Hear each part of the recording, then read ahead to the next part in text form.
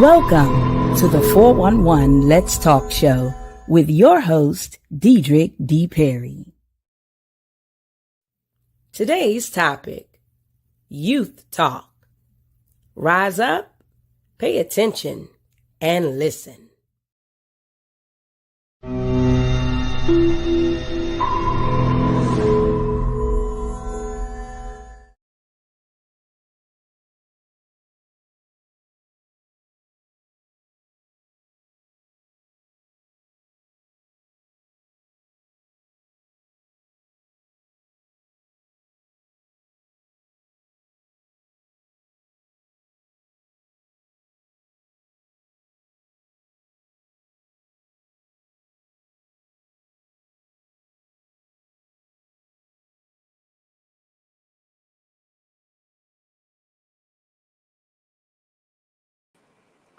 Welcome, everyone.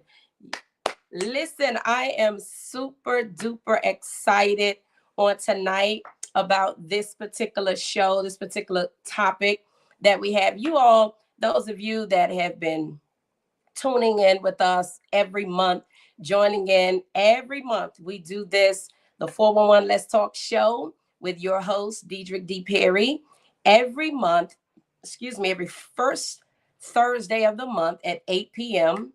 All right. So, we have had some phenomenal topics as well as some phenomenal guests. And I tell you, but tonight is going to be such a awesome show because of the topic that we have tonight. We're going to be addressing some issues and some concerns and some underlining problems that the youth are facing. Everyone knows that in today's time, the youth are really faced and challenged with so many things, some things far greater than what we have ever experienced. So sometimes sometimes we don't fully understand their experiences and everything that they're going through. And so we want to get some answers tonight. We have some young people that will be tuning in. We have some young people that have also submitted some questions. We're going to also open it up later in the show for some question and answers, Q&A. So if you want to ask a question as a parent or bring your child up, we will give that opportunity at the end. I'm excited. I'm telling you, I am excited.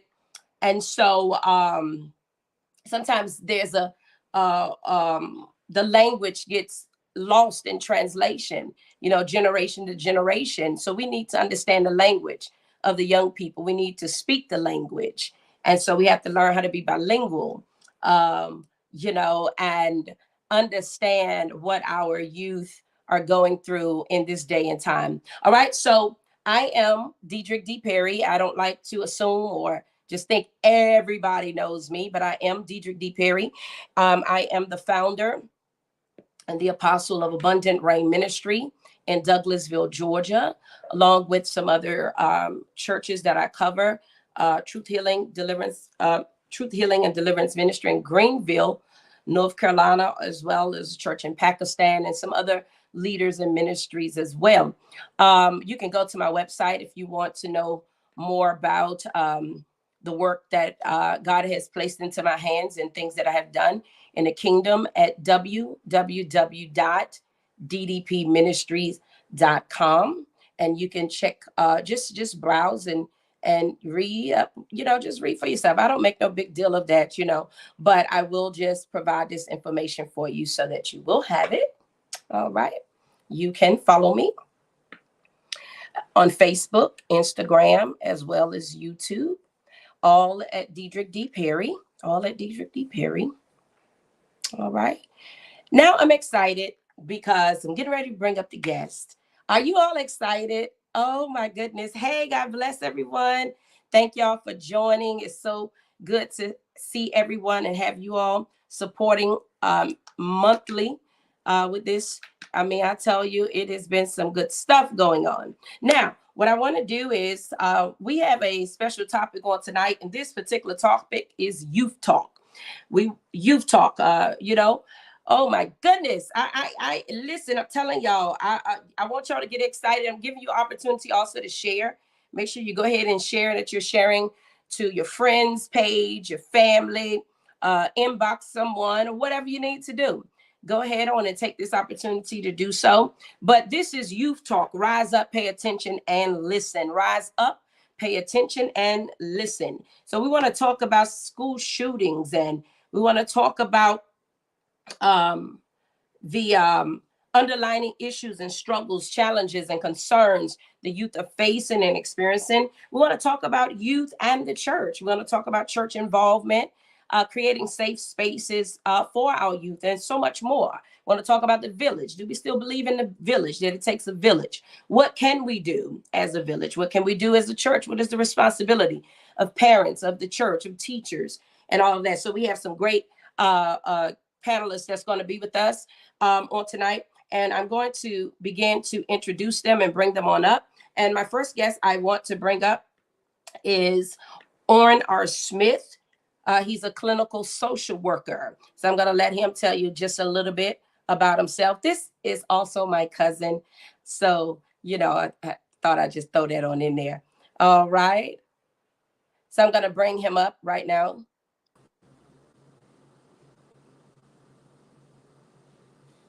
Hello, everyone. My name is Orrin Smith. I am a clinical social worker. I'm also the CEO and founder of the Resurgence Project that will deal in community support and therapeutic services, but we'll get into that later. But that's just a little bit about me, and I'm happy to be here with Apostle Perry, Dee, however you know her. But I'm so glad to be on your platform today, this evening. I know it's going to be amazing. Yes, thank you, cousin. Oh my goodness. All right, awesome. Love the work that you're doing. I want to also bring up this awesome woman of God. I had an opportunity of being her presence, and I tell you, the Lord truly used her. She is an educator. I want to bring up Methany Thornton. She's a social emotional learning teacher. Oh, how phenomenal is that? Blessings. Hi. How's it going? It's going well. Methany, tell us a little bit about yourself. Okay. I'm Methany Thornton. I have been a middle school educator for, 5.5 years. I came in the school year at a half year. So I teach grades 7th and 8th, and that's pretty much what I do. Awesome. Awesome. So glad to have you. I want to also bring to the stage, and he is so, this is, everyone, I try to, be fair. I really do. Because most of the guests, I tell you, have such a, have a place in my heart, whether I just met you or not, I tell you, because most of the time it's divine. And so there's already something that God does. And so there's a place in my heart already for them. But I want to bring up my spiritual brother from my hometown. Y'all know him from DMV. My cousin Orrin is from, I'm not, he's, let me leave him alone. Anyway, however, I want to bring up my little big brother, Overseer Tony Herndon Jr. Hey, brother. Hey sis, how you doing, Apostle? I'm good. Tell us a little bit about yourself and what you're doing. So I am Overseer Tony Herndon, and I am a pastor over Grace Nation Ministry, and we also have an extended part of our ministry called Safe House International. And so with Safe House International, we are growing in such a way because we have Safe House Revival, Safe House Evangelism, Safe House in different things, but we also are growing ministries within Safe House. And so I'm able to do some ministries, different areas. But I'm also, with me and my wife, we also founders of You Flow Behind Enemy Lines. which Woo. was founded several years ago. And the Lord allowed us to be able to go down into the monument and take the grounds and begin to express our love and our worship for God. And so that day was proclamated in Washington, D.C. And so the U flow is the TH is silent for you, the hated flow behind enemy lines. And so we've been doing so. We have a branch also in the Philippines, which you flow behind enemy lines. But most of all, we just love God here, and I'm glad to be on your talk show because you're my big sis, and we have labored together so many years, and we Woo. have had each other. So thankful for all of you all too being on here with me, and all of us being on here with her. Yes, God bless you. I tell you, I love what you all are doing. I tell you, that you flow behind enemy lines is something else. I was going to ask you to give me a couple of pictures because I wanted to post it because that's a sight to see. If you had, I wasn't able to be there, but I was invited, but I couldn't make it. But when I saw those pictures, I was like, my God, my God. Yeah. And so, but y'all also have those smash burgers. So I'm also a cook, and I love to cook because many people enjoy food, and one of the things that and my sister, she is so just authentic, but also God gives her visions in different ways. But I'm going fishing, so as I go fishing, a lot of times food is a direct line to be able to connect to community. So we go a little nostalgia, recipes from the South. So that's Yeah. what we do. I love it. If y'all are up in that way, I tell you, look him up. That food be so good. Y'all follow all of them on Facebook as well. Also, I want to bring up this young man. He is so dear to me as well. And he's a spiritual son, my spiritual son. And he's doing some great and phenomenal things in this region also. And I have had great opportunity to be on his platform many times. I want to bring up my son, Ricardo D. Rice. He is the CEO of the Leadership Blend Media Company. Don't act up, because I will get you wherever you act up at. No, just Anthony! Yeah. introduction, you all, because this is my act up son. So I have to tell him before he even gets started. What? Look, now you didn't warn anybody else, so why I gotta get warned when I come on? Like I feel discriminated against. You see that? Y'all see what I'm talking about? I feel discrimination. What is happening right now? I love you. Wow. Hi. Hi, son. I just do it because I just love you so much. I tell you. Come on, tell us a little bit about yourself. Okay, so I am Ricardo D. Rice from the Leadership Blend Media Company, which embodies a television show, 2 live podcasts, a magazine, and we are working on a film, which Apostle Perry is a part of, a documentary. And I just believe in leadership and just spotlighting the great things that leaders are doing, whether it's unsung or whether it's front. So yeah, my 2 podcasts embody politics. So we talk to mayoral candidates, senators, all that good stuff. The Blend Blazers finds unsung leaders who are doing unconventional things in unconventional spaces. And the magazine highlights some of those great people with great stories. And the documentary is actually a look at Pentecostalism, apostolic, the good, the bad, and the ugly. So you can look for that in the fall. We are in editing now, and it'll be hitting theaters hopefully by my birthday, which is on Halloween. Oh my goodness! Yeah, you didn't know that. You didn't know that. I didn't know that. I didn't know you that. Didn't know that. Well, I don't want Yeah, to wear a costume now. I just want to just- come on the red carpet now. I just want kicked it in high gear. So yeah, we're in the thing stages now. So I just got a new editor on board, and we're gonna make this thing happen. So yeah, It's premieres, awesome. red carpets, theaters, all coming. Awesome. I'm so happy and honored to be a part of it. All right, let's move on. My last guest is my spiritual daughter.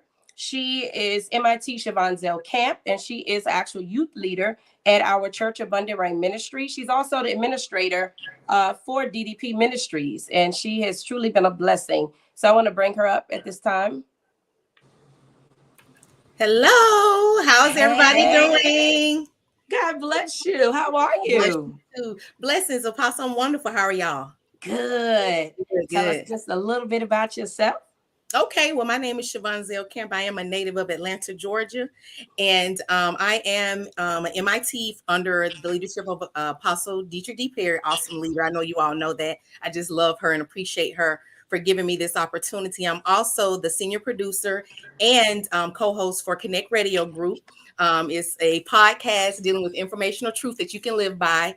I'm also a girl who grew up in the hood, who have had some life experiences and some challenges in my life. And be sitting here today is a miracle. So I'm excited to discuss the youth and the things that they may be challenging them right now. Wow. Absolutely awesome. I appreciate all of you. I'm trying to get Pastor Tony back in. Let's see what's happening. Okay. Well, Pastor, I'm not sure what's going on. You may have to log completely out and then log back in, because for some reason I'm not able to bring you back up. All right, but we're going to go ahead and get started.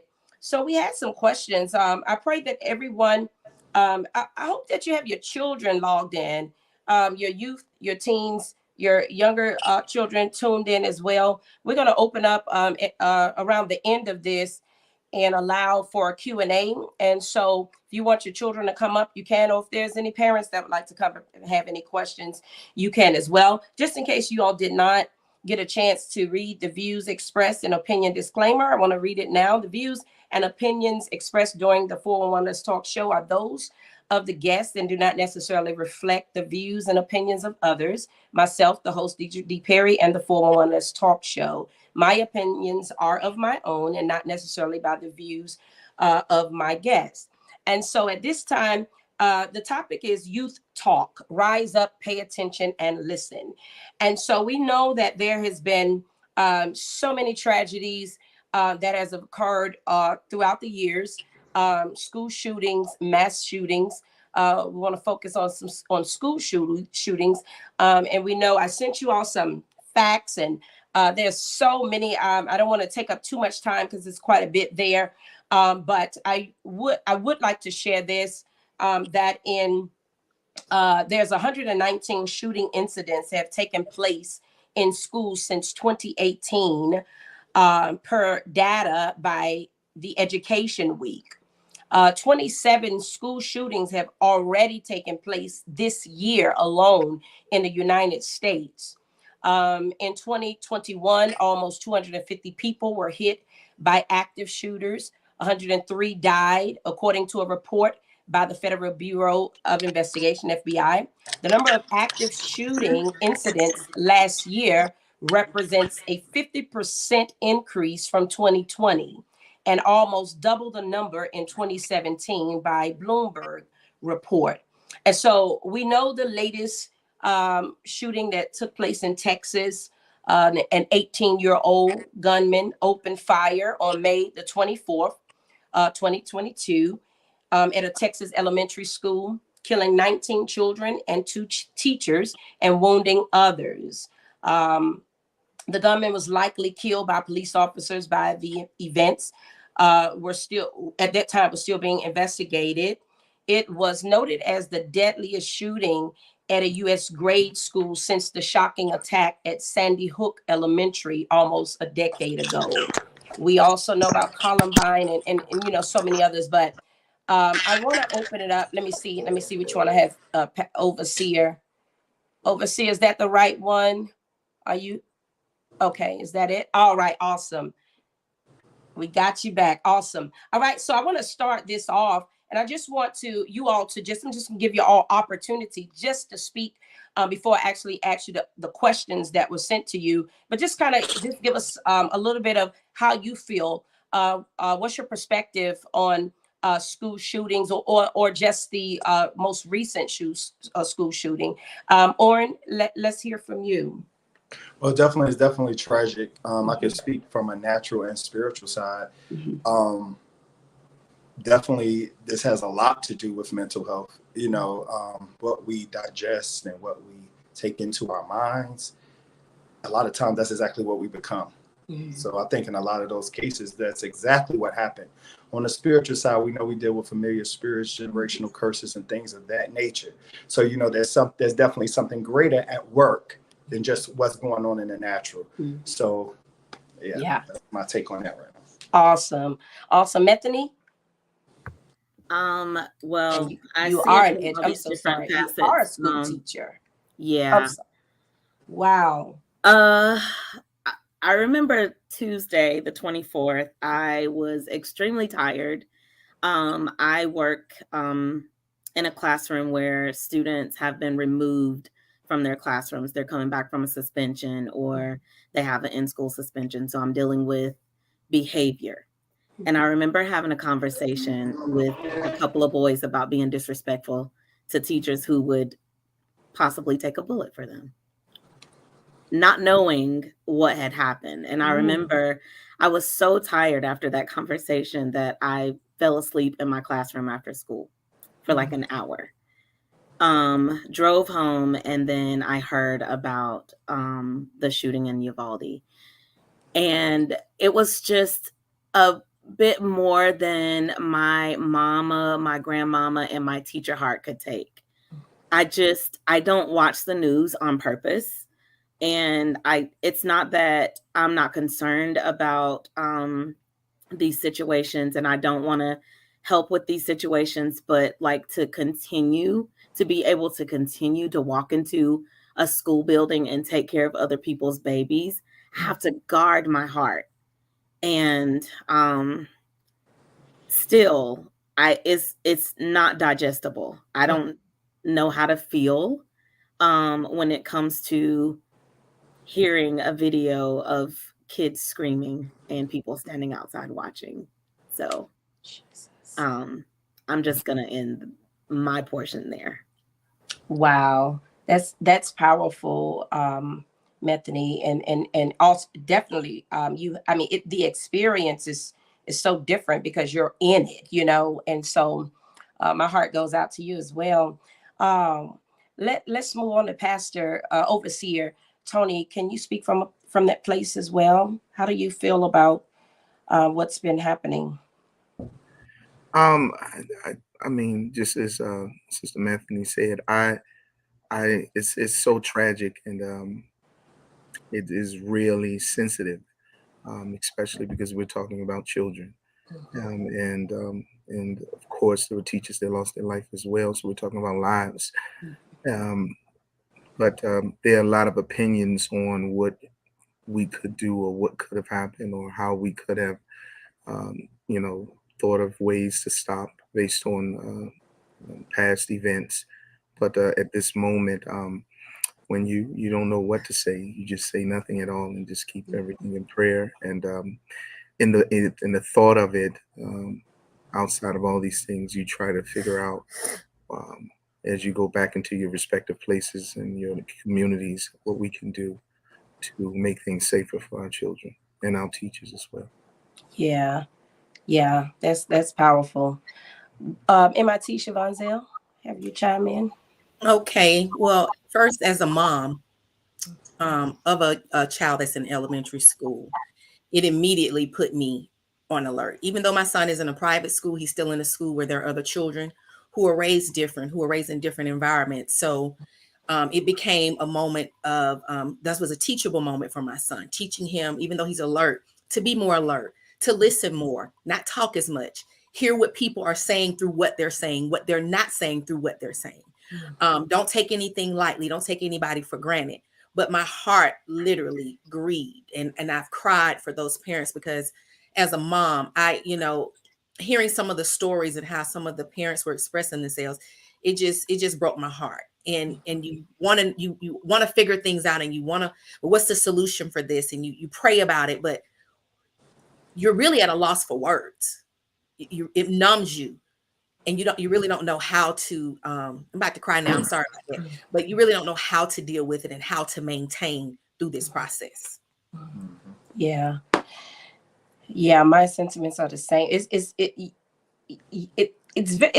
you don't really know what to say, you know, and it's very hard because you have so many people that are experiencing it on different levels. And so you have the children, you have the parents, you have the teachers, you have um, the law enforcement. I mean, you know, family, the village, the community. So it's a lot. So that's why the Lord really has placed on my heart to do this, and I don't believe that it's going to end here. And so, son Ricardo, let's hear from you. You're an educator as well. I've been Well, spending. yeah. Uh, I've been almost a long-term substitute. Okay. So I've been Mhm. in schools, and it's a small school, so they only go K through second. Uh-huh. So the thought of somebody coming in the small little knit school where we all know each other and kind of opening fire is kind of like, whoa, like this, and where the school is positioned, it would be a minute for anybody knew what happened. So it's like the thought of that, and what do you do when you have these little people, even though they get on your nerves every day, these little people that are in your charge in that moment. It's like, what do Yeah. you, I can't even fathom what they think or Yeah. what to do. And even with having lived through a bunch of the other scenarios you named, Sandy Hook and all those things, it never becomes the norm. So every time is an isolated incident. But for me, because I'm an advocate and politics is kind of my space, my immediate thoughts were, okay, we're fighting about gun control laws. And Mhm. y'all are making it to a point where it's so easy that any Joe Blow can go get a gun and do these things. Yeah. We're not talking Yeah. about a 40-year-old. We're not talking about the mailman that went and shot up the post office. We're talking about a child. Yeah. Like the fact that he was able to get a gun, get Mhm. through whatever they had at the front and get in, is just Mhm. like, what are we doing? Like, what are Right. we doing? These conversations that we have, particularly for African Americans, politics is not something we tend to like, and we tend Yeah. to shy away from it. But Mhm. we've got to get in the thick of these battles and in these conversations, and we got to get really close to people who are in these battles and get into their ears and pick a side. We've got Hey. to pick a side, and that's kind of what's happening now. And the world is forcing us to pick sides. And Mm. unfortunately, that's what's going to have to happen. Either you are for guns, you're not for guns, whatever the case may be, you got to get in the fight. And Mm. praying is great, and we got to do that. But in conjunction with, we Mhm. got to get mobile and we got to get active and we got to voice how we feel and really get people in these offices that think like we think, that move like we move, and can really be our voices in these government spaces. I love it. That's good. That's good. That's good. Because yeah, we have to have we need a charge, you know? This if there's no other charge, this is a charge. This has been a charge for some years now. You know, so it's like, are we going to answer it is the question. It's been before us. It's in our face. What are we going to do? How are we going to, what's the stance that we're going to take? And so I want to ask a couple of questions in regards to youth. What would you say the most common underlining issues are in regards to? Well, I love how Prophet Oren spoke from a spiritual and a natural perspective. So let's kind of deal in that space when we underlining issues. So would we say that there's some home life issues? Would we say that there's some social issues? What could we I don't even know, because sometimes you just don't know until you actually talk to young people and speak to them and listen. That's what it's about. Rise up, pay attention, and listen.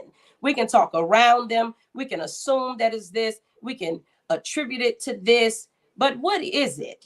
So we have to create a space for the young people to talk and us to actually listen. But what do you think some of the underlying issues are? So I'll just let whoever want to jump in. Well, I'll start. Well, working in the homeless shelter system in DC while I lived there, um, a lot has to do what goes on in a home. And scientifically, they definitely have found that mental health and trauma is generational, and it's something that definitely can be passed down based off experience. And a lot does have to do with what's going on in the home and what has happened to those parents, and then how they raise their child. So we can't, just assume, like my mom always said, we can't never assume that a person just knows. And everybody has not been raised right? You know, we all on here may have been or may have not, or maybe we found our way as we went along. Some people do, but that does not happen for everybody. But the underlying issue on the spiritual side, you know what I'm saying? We have an adversary that's warring against us daily. Then we also know that the word of God has to be filled so that Jesus Christ can make his entrance and his return. But living in this physical realm until he comes, there's trauma from so many abuse, sexual abuse, emotional abuse, rejection. You know, some people are just rejected in their home. I've seen these things. You know what I'm saying? I had to go get a child one time. The mother had left, 3 years old. He climbed into a plastic bag. Yeah.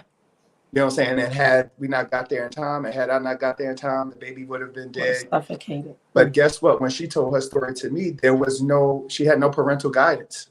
And her mom kind of just left her, even as a child sometimes, just left her at home. You know, so the underlying issue has a lot to do with what's going on in the home and what has going on in families and things we don't discuss, especially in Black families, you know, things we're afraid to address. And, you know, if we continue to do that, then this pattern will continue. Then it will just continue. And then we'll continue to be talking just like Brother Ricardo said, we'll continue to be having these discussions about gun laws over and over and over and over and over and over again. The core is what's going on in people's homes and how their thought pattern is regulated, how their emotions are regulated, how all of those things, you know, are taught, and how those things are, you know, how you're raised and what, you know, what you're taught basically. So. Wow. I heard someone say before that, you know, some of us weren't raised, we just grew up.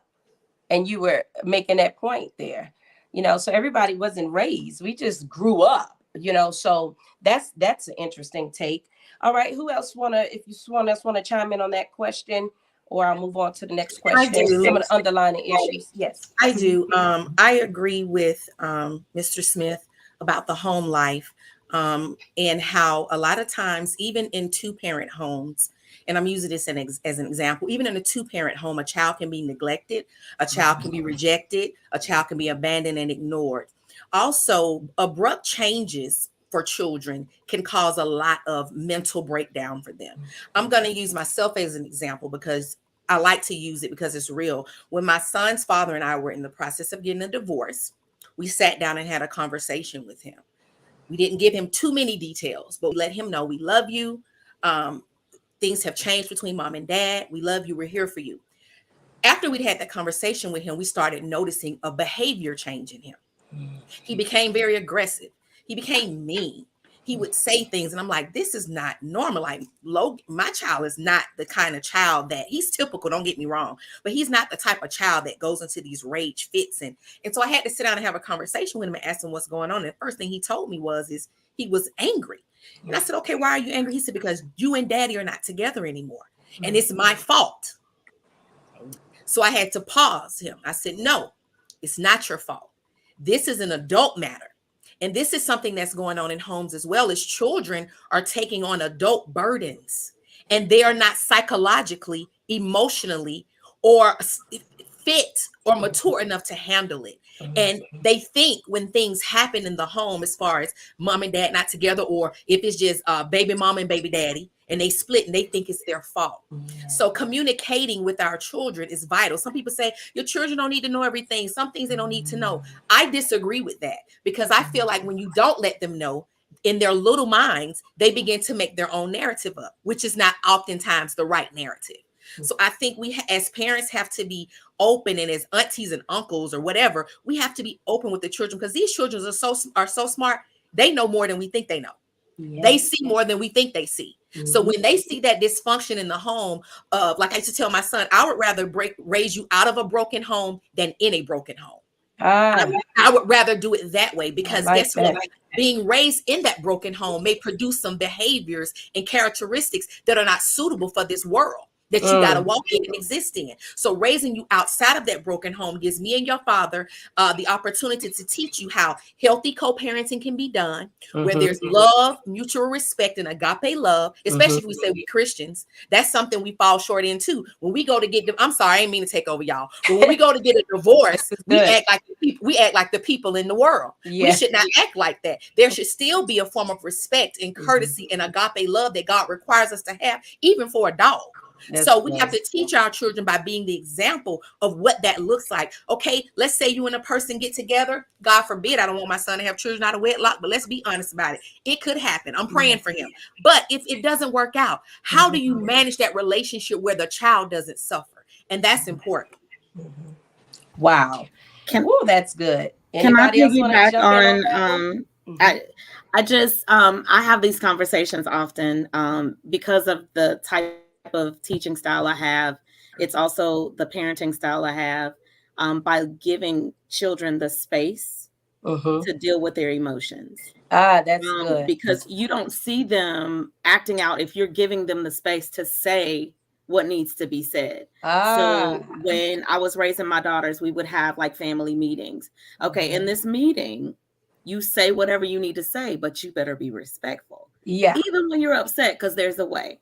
So if, for example, tell me what you want to say and I'll help you say it better for the first few meetings. And then they kind of caught on. So that's how I'm teaching the kids in my classroom. When they come over there, they're all mad because they got in trouble for something. So they don't want to be held accountable, but you're going to be held accountable over here. But let's figure it out. So we can't be afraid to talk about tough things with them. Because if we don't talk about it, they're going to learn it from somebody in the bathroom at school or in the hallway. Y'all are the parents. I'm the teacher. You know, there's a meme that says my kids would never do that, but here they are nevering like they never have before. That's what they doing. They cussing like they worked 12 hours and they came home and the meat wasn't defrosted. I mean, like, we see it all. It's not comfortable, but it's the truth.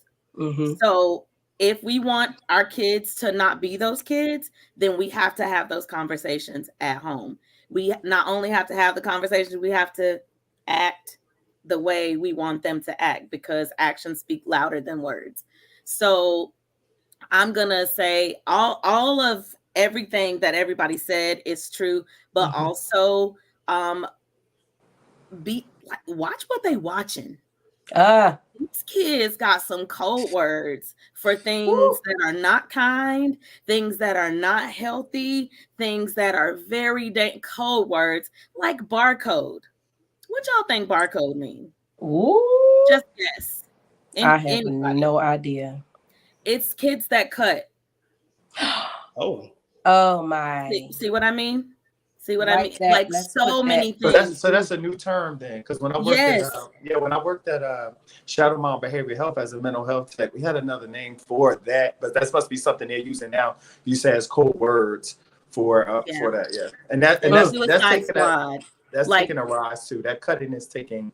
Yes, it is, because it's a visible thing, and the kids, like I said, they're showing and talking to each other because they feel comfortable with each other. So we just have to make sure that we're, asking questions. Like if I don't know something, I'm okay with asking a kid, "What you mean by barcode, sis?" Tell me.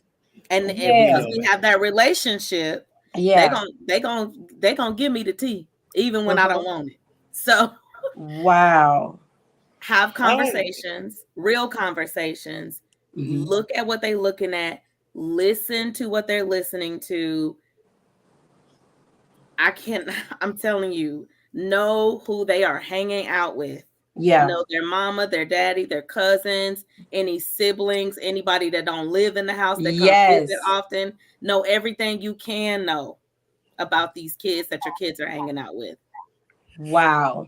Go ahead on, Ricardo. I was going to just say that I've learned, and Methany, you and Perry kind of know how I am and how I'm just me. What I've learned is there really is a power in authenticity. Like the notion that every space that you're in, you understand who you are and everything else comes subject. I took a job, and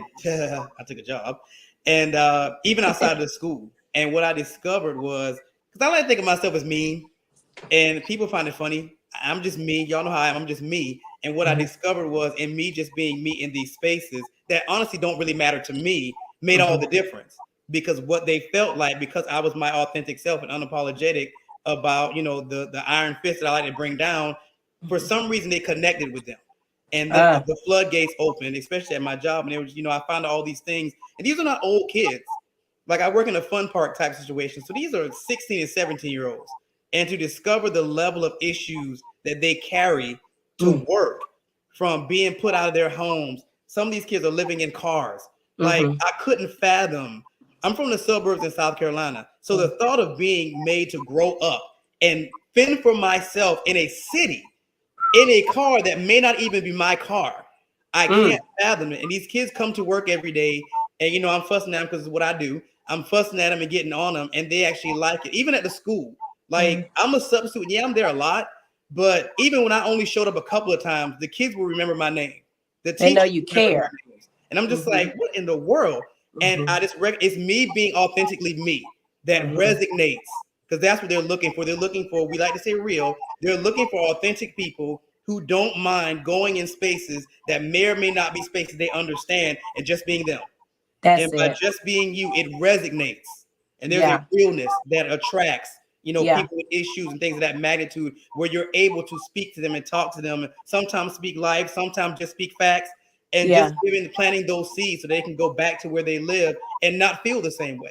Yeah. Maybe things will get better. Maybe there is light at the end of this tunnel. So I think there's something powerful in being authentically you in every space that you're sent to, whether it's a space you want to be in or not, because there's a reason. That's really good, Ricardo. That's really good, because these children, they are definitely looking for authenticity and transparency. I think sometimes as adults, we completely forget that we were once them. We were young. And so bringing that truth, and I think the kids know it, that, we're not relatable, and I'm just speaking we in general. We're not relatable enough.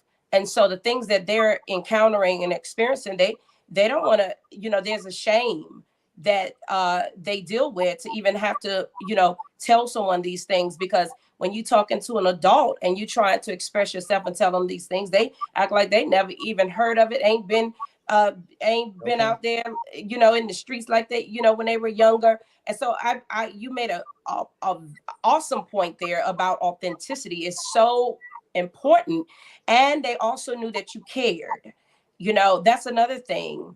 They want to know that somebody actually cares. And so that's good. That's good stuff. Wow. All right.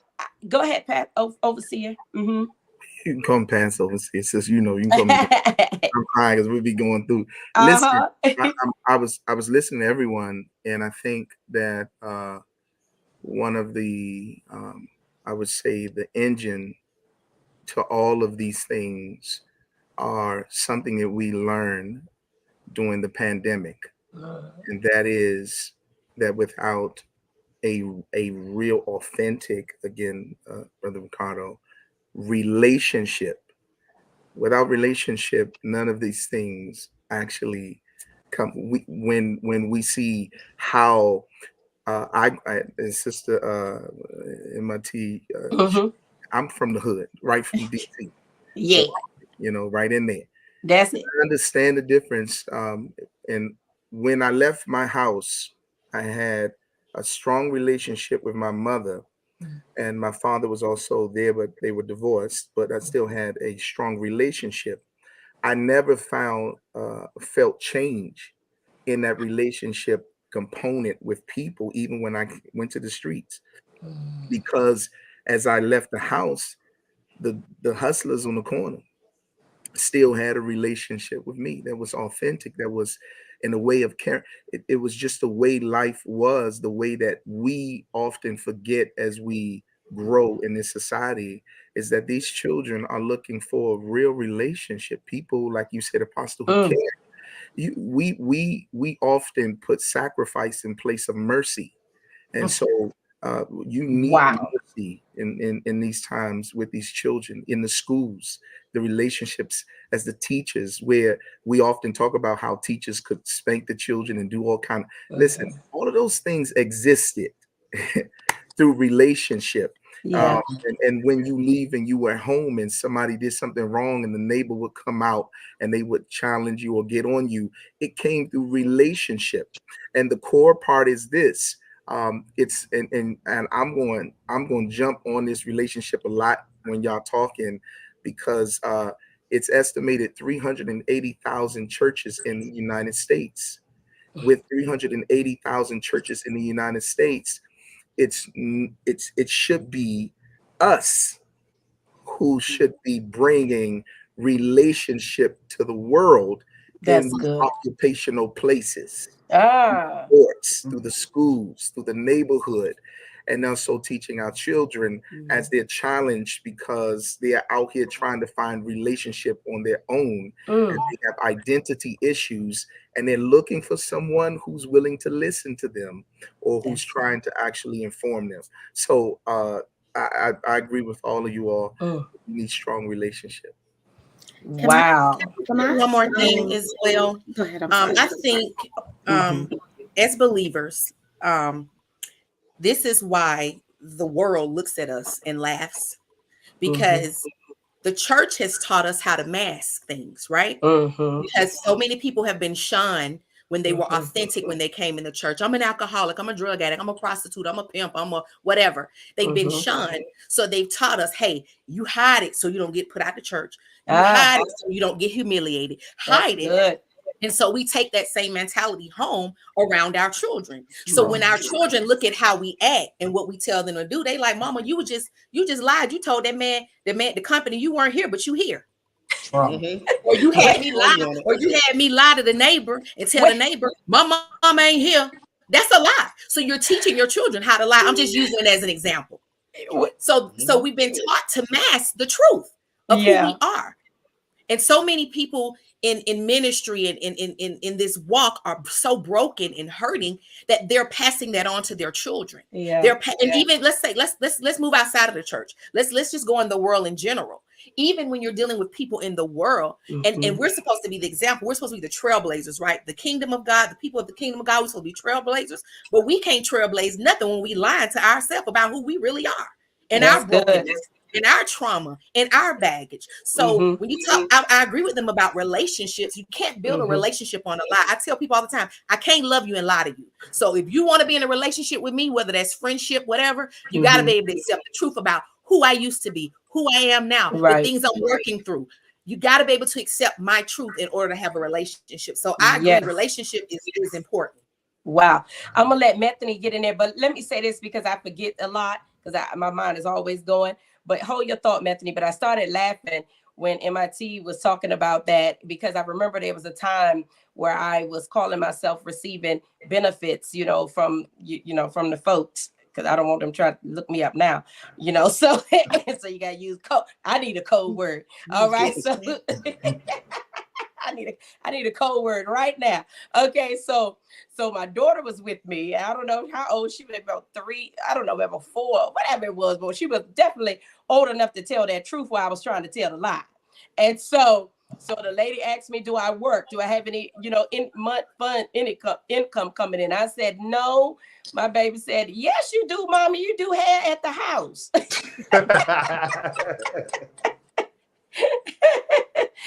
Go ahead, Methany, jump on in there. I was just gonna speak on the relationships part. It is so important, and as a teacher, you can't tell them kids to do nothing if you're not building a relationship with them. You're not finna teach them nothing about language arts. You ain't finna teach them no math if you are not trying to figure out what's going on in their lives. And so, like, teachers, if you're listening, please make it a point to not only tell the kids about you, but get to know them. Like, find out what sports they play. Find out, like, what they like to do in their spare time. What's their favorite color? Like, simple stuff. But, like, did they eat this morning? Did they sleep enough last night? y'all, I have tents in my classroom. I have blankets, I have pillows, I wash all that stuff. But like sometimes I'm hangry. So I don't want no kid to be in no classroom hungry and they snapping on folk and they think it's something else and really they just need a snack.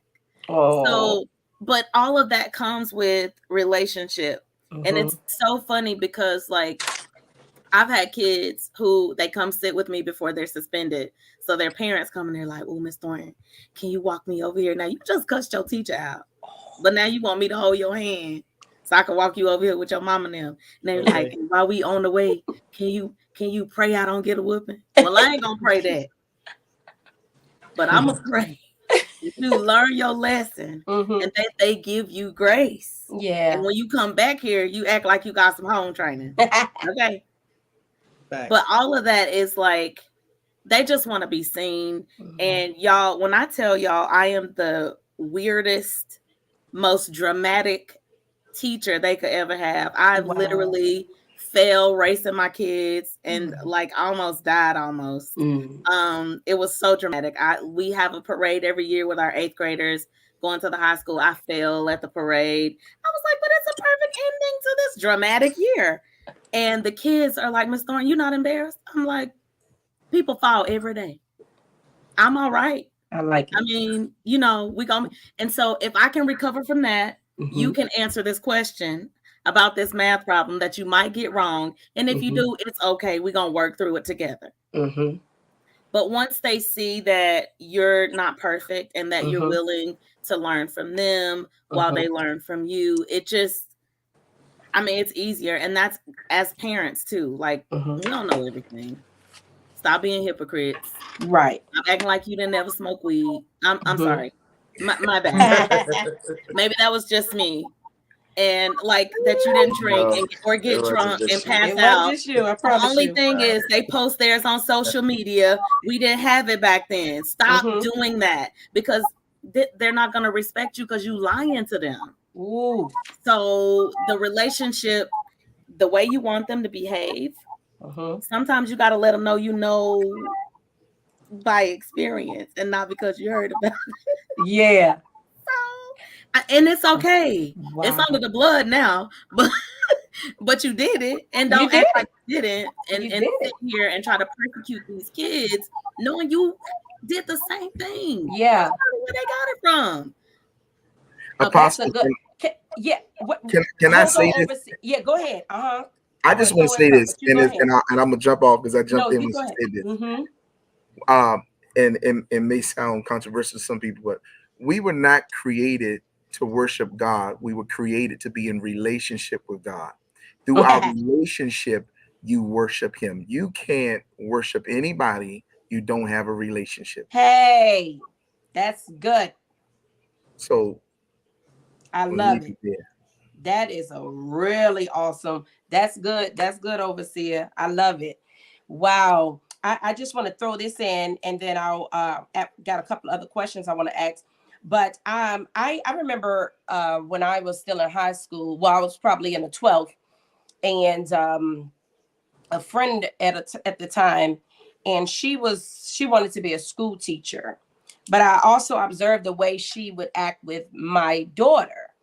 And my daughter would come around, she'd be like, "Ooh, you know, get off of me. You know, don't touch my this and all this." I said, "Girl, how you gonna be a teacher? You don't even like kids. You don't even like children."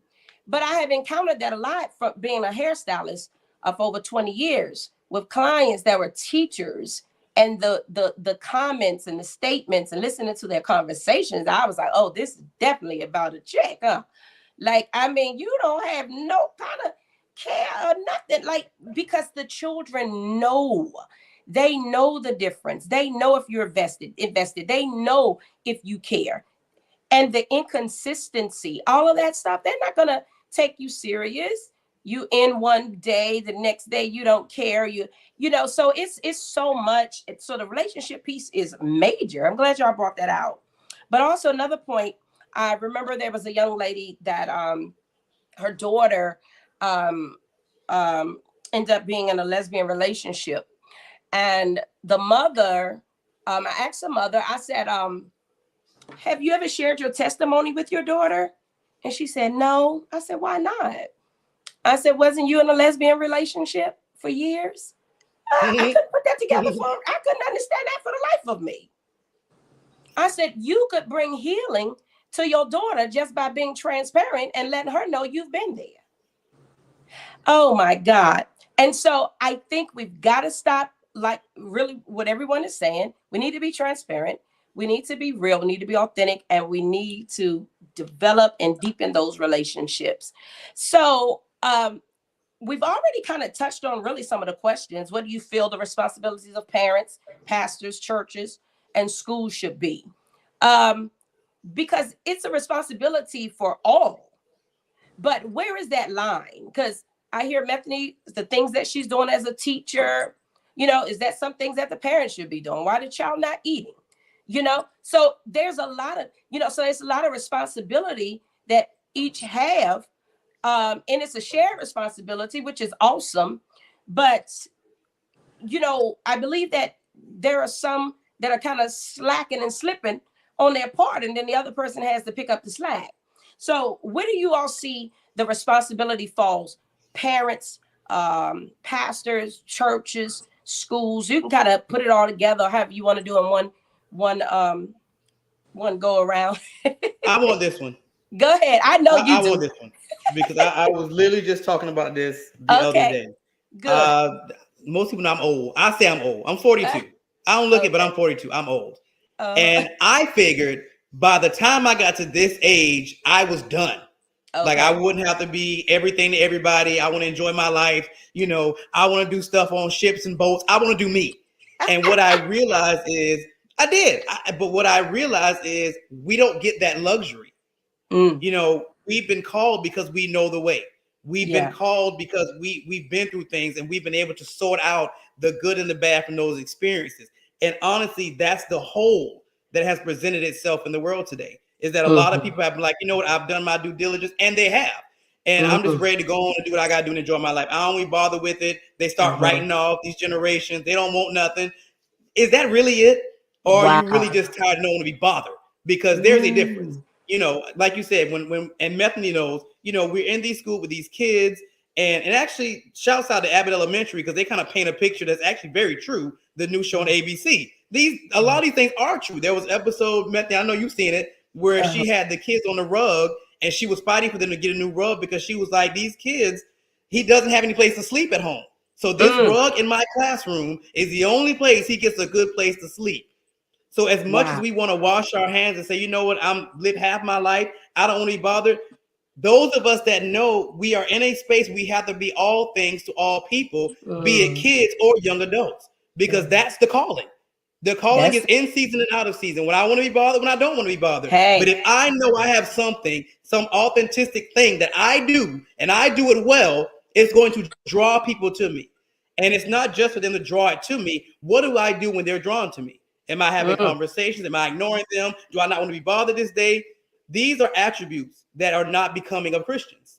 Whether we're in the mood or not. There are many days I go to both jobs and I'm like, leave me alone, especially kids.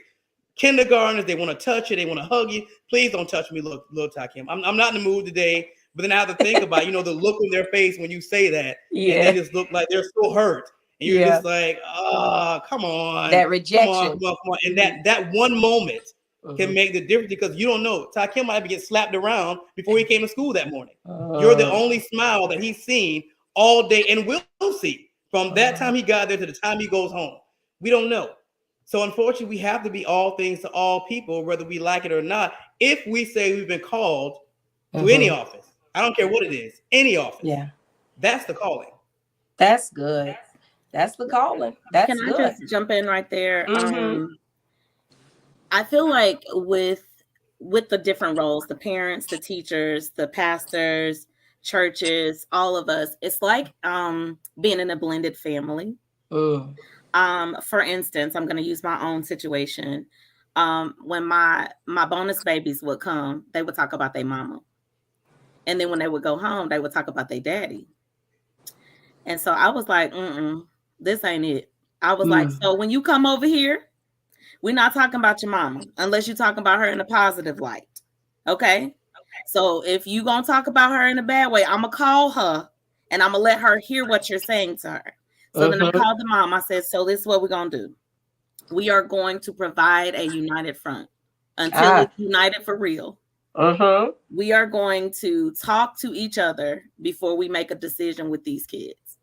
And that is the way that the schools and the churches and the homes need to be when it comes to these kids. That's good. It's got to be that way. It's got to be that way. It should not be like the kid go home and tell half the story and then you ready to fight the teacher. And you know, some of us from the hood. So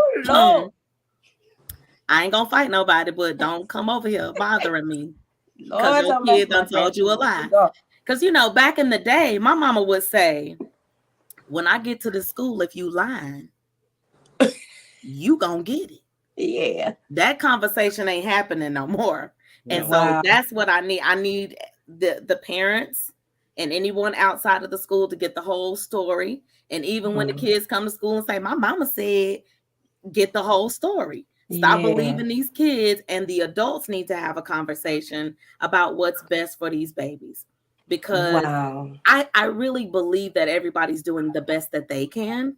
And there is no judgment. When I'm asking for assistance with your baby, I'm really looking for that. I really just want the best. To be honest, what I'm trying to teach these kids is to be good humans. That's good. And I think that we all can have a part in that if we focus on them and not our own egos and not who's right and not whether we should carry guns in the school or whatever the issue is at that moment, because it always changes. So, yeah. Wow.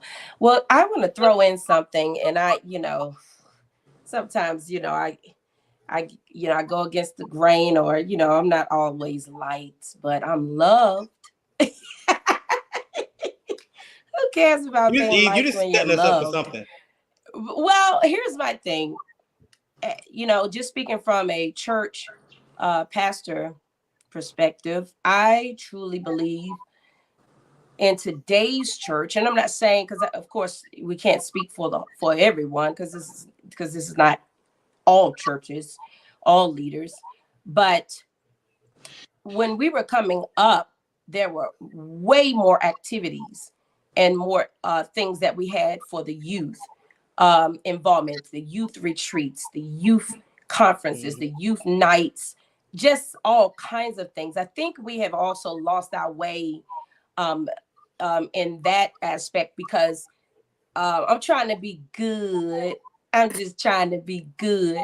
But, you know, I think that we have left some of the principles that are necessary, because we have gone and, you know, we want bigger platforms and we want personality style, you know, status, and we want the next open door and the next this, that we don't forget about that there's youth in our church, you know. So everything cannot be about your preaching style and how awesome, you know, you can articulate the word of God and get into this, you know, get this engagement and on this person, that, and all of that, because there's a lot of young people that don't want to come to church. Why is that?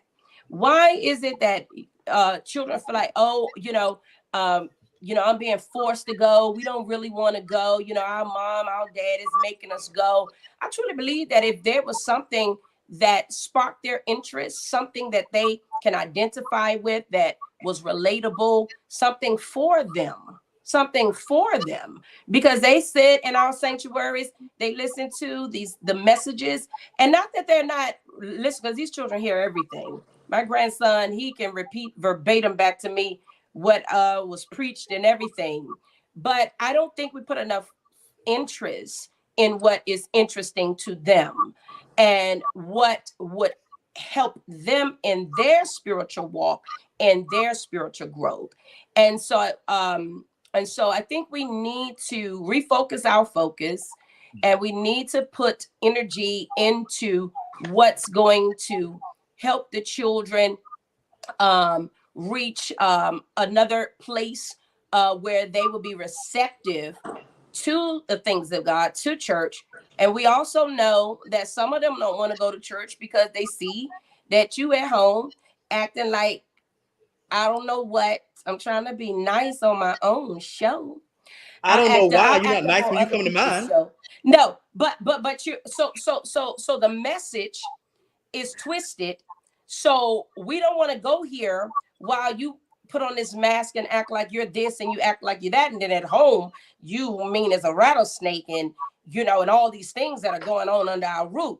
So it's so many dynamics to this thing, but I truly believe that, and that's why God has given me a burden to really do our part along with the other great churches and ministries that are doing their part as well. But I want to encourage you leaders to do your part. Create spaces for the young people. Create things. They are so artistic. Many of them have been labeled with what is it, what is that, ADHD. AD? Yes. And some of them are not that at all. They are just highly artistic and intelligent, and so the attention span, but they can do that stuff in 5 minutes, and now what? They're bored. Now what else I'm going to do? And so I think that we need to move with the times, and we need to understand the dispensation that we live in, and what the youth are experiencing and what they need. Sometimes we need to sit down long enough and ask them, what would you like to see take place at church? What would you like to? So I think we need to just put more focus on the youth and help the parents more with the rearing and the raising of the children. So that's just my part there. I was, because I really want to say, a whole lot else about some of these preachers. But anyway, go ahead, Oren. Well, I would like to say, just to play devil's advocate here, we're asking people to come to a place where a lot of their trauma started. I love it.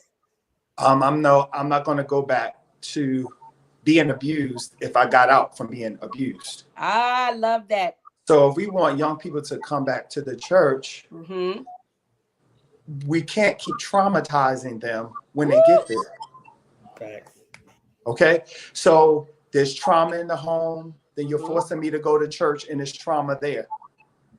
You're telling me I have to go to school, and then there's trauma there. See, there's other things we need to look at. That's good. The world is in a state of trauma. Black women are traumatized. Black men are traumatized. Our government traumatized. You got what I'm saying? The church still trying to hold on an old way when God is moving over here. So we have to think about that. I love it. We have to think about that, because, I go back to the mental health part. How people think has a lot to do with their actions. Yes. So that's real. If we want them to come back, what are we going to do when they get there? Hey, that's it. We're not in a generation any longer like when the Bible said that in the last day, men will come wiser but weaker. That wisdom didn't mean like godly wisdom. It meant knowledge. So they're smarter. They're intelligent. They know more things. Highly. So it's not going to be like how we were. You just do what I tell you to do.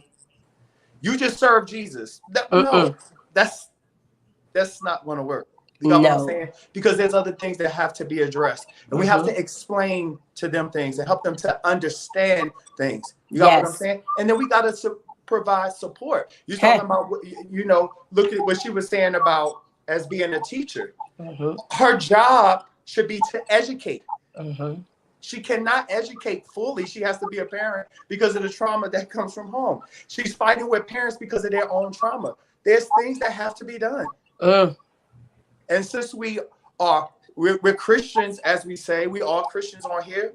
We believe that God has all power. He has infinite wisdom. Then we need to go to God and see how it needs to be done. That's it. Not how grandma taught us and how daddy taught us. Because a lot of the teaching that we got came from other people's hurt and their trauma. That's it. So now let's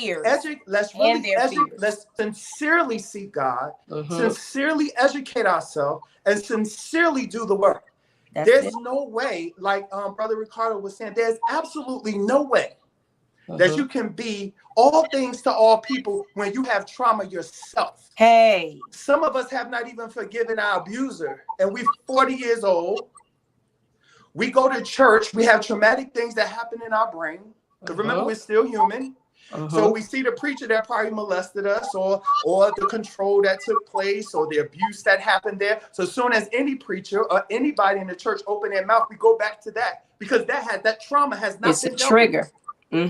Trigger. So there's things we have to do. So I'm saying, we're saying these things, but we sincerely have to do them. Like Brother Ricardo said, we really given out, and like Pastor Tony said, relationship. But you can't have dual relationship, which I mean, you can't make them your boyfriend and your girlfriend and all these other things while you're trying to have relationship. Yeah. What is real relationship? You doing agape or eros? Which one are you doing? That's it.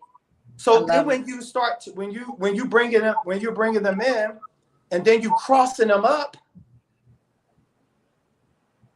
trauma, confusion. Wow. So that's my part on that. That's a good part. That's a good part there. I like it. Wow. Can I say this? Go ahead, overseer. So in regards to what we just said, because it was so powerful, and as a pastor, if we were all plumbers, I would talk about the things that happens in the world of plumbing. And since we are all believers, and we are here, and then we are some in clergy, I believe that as I go inside the kitchen and I start cooking, the difference, and Apostle says you can name this, and people do it, but I believe in the church, as I'll just relate this, there is a difference between what we was and what we're trying to be. We don't have to be MSG. We can just be salt.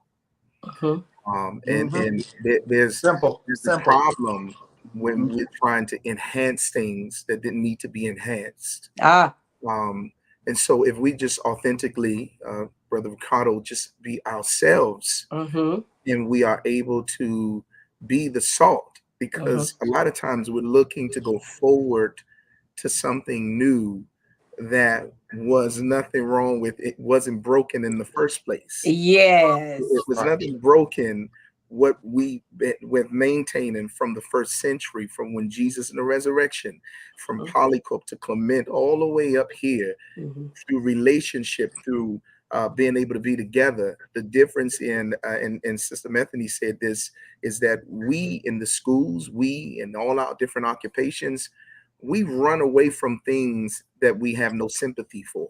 And so what happens is that if I can't sympathize with you, it's hard for me to empathize with you. That's it. And so a lot of times that's where the breakdown comes in, because I don't know how to feel your pain, because I didn't go through what you were going through.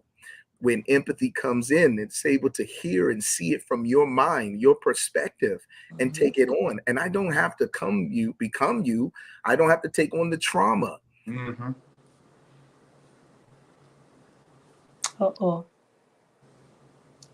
Is he frozen? I don't have to take on all those things to actually it's going to come back. Because listen, Apostle, you set it up here. Listen, there's no way we can be nice about this.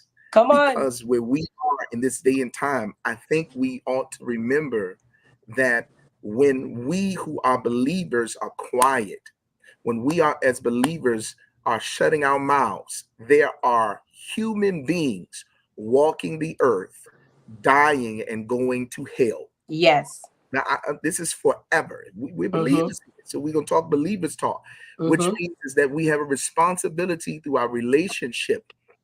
And this is the church to begin to go inside and identify. We got groups and we got things that we're trying to put together.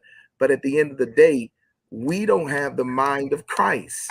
So in the mind of Christ, when we fail at, we come into these organizations, we come into these services, and we look at each other as people who just attend a service. Right. When we are supposed to be a body. That's it. And I want, if any of you hit your toe right now, you would say, ouch, not from your toe, but from your mind. And so all of us works together. We have to be together. So we got to be the salt and not the MSG. Wow. Can I add to that? Like, God has been dealing with me about the word anomaly. And I was like, how do I use this as an adjective though? So I was like looking, because y'all know I love words. I was an ELA teacher. I'm a singer. I like to write. So like I love words. And so anomalously is the adjective. And as each one of us are talking tonight, I can see that God has placed us anomalously in these different veins for us to be exactly who he made us to be. Like the best part about us is there's not another one of us. Hey, There's not another one. There's nobody that's going to goof off with the kids, them kindergartners that be rubbing that stuff on your leg. And, you know, right. And then middle schoolers who come get a hug, a high five, like as they say, flick it up because they like to take pictures with me because apparently I be fresh. I just be having on sweatpants, y'all. Like literally, it's just a matching sweatsuit. But just knowing that we're okay with giving them who we are, giving them all of us being transparent, you know, realizing that we don't always get it right. I remember a turning point for a young lady who didn't get along with anybody in the building. One day she was screaming at me and I screamed back. And I was like, wait a minute. I said, let me stop. I said, you go over there, you take 3 calming breaths. I'm going to go over here and I'm going to take 6 because I'm pretty heated right now.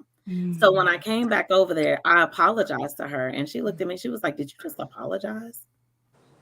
I was like, yeah, because I was wrong. I don't expect you to do anything that I'm not going to do. And that was not cool.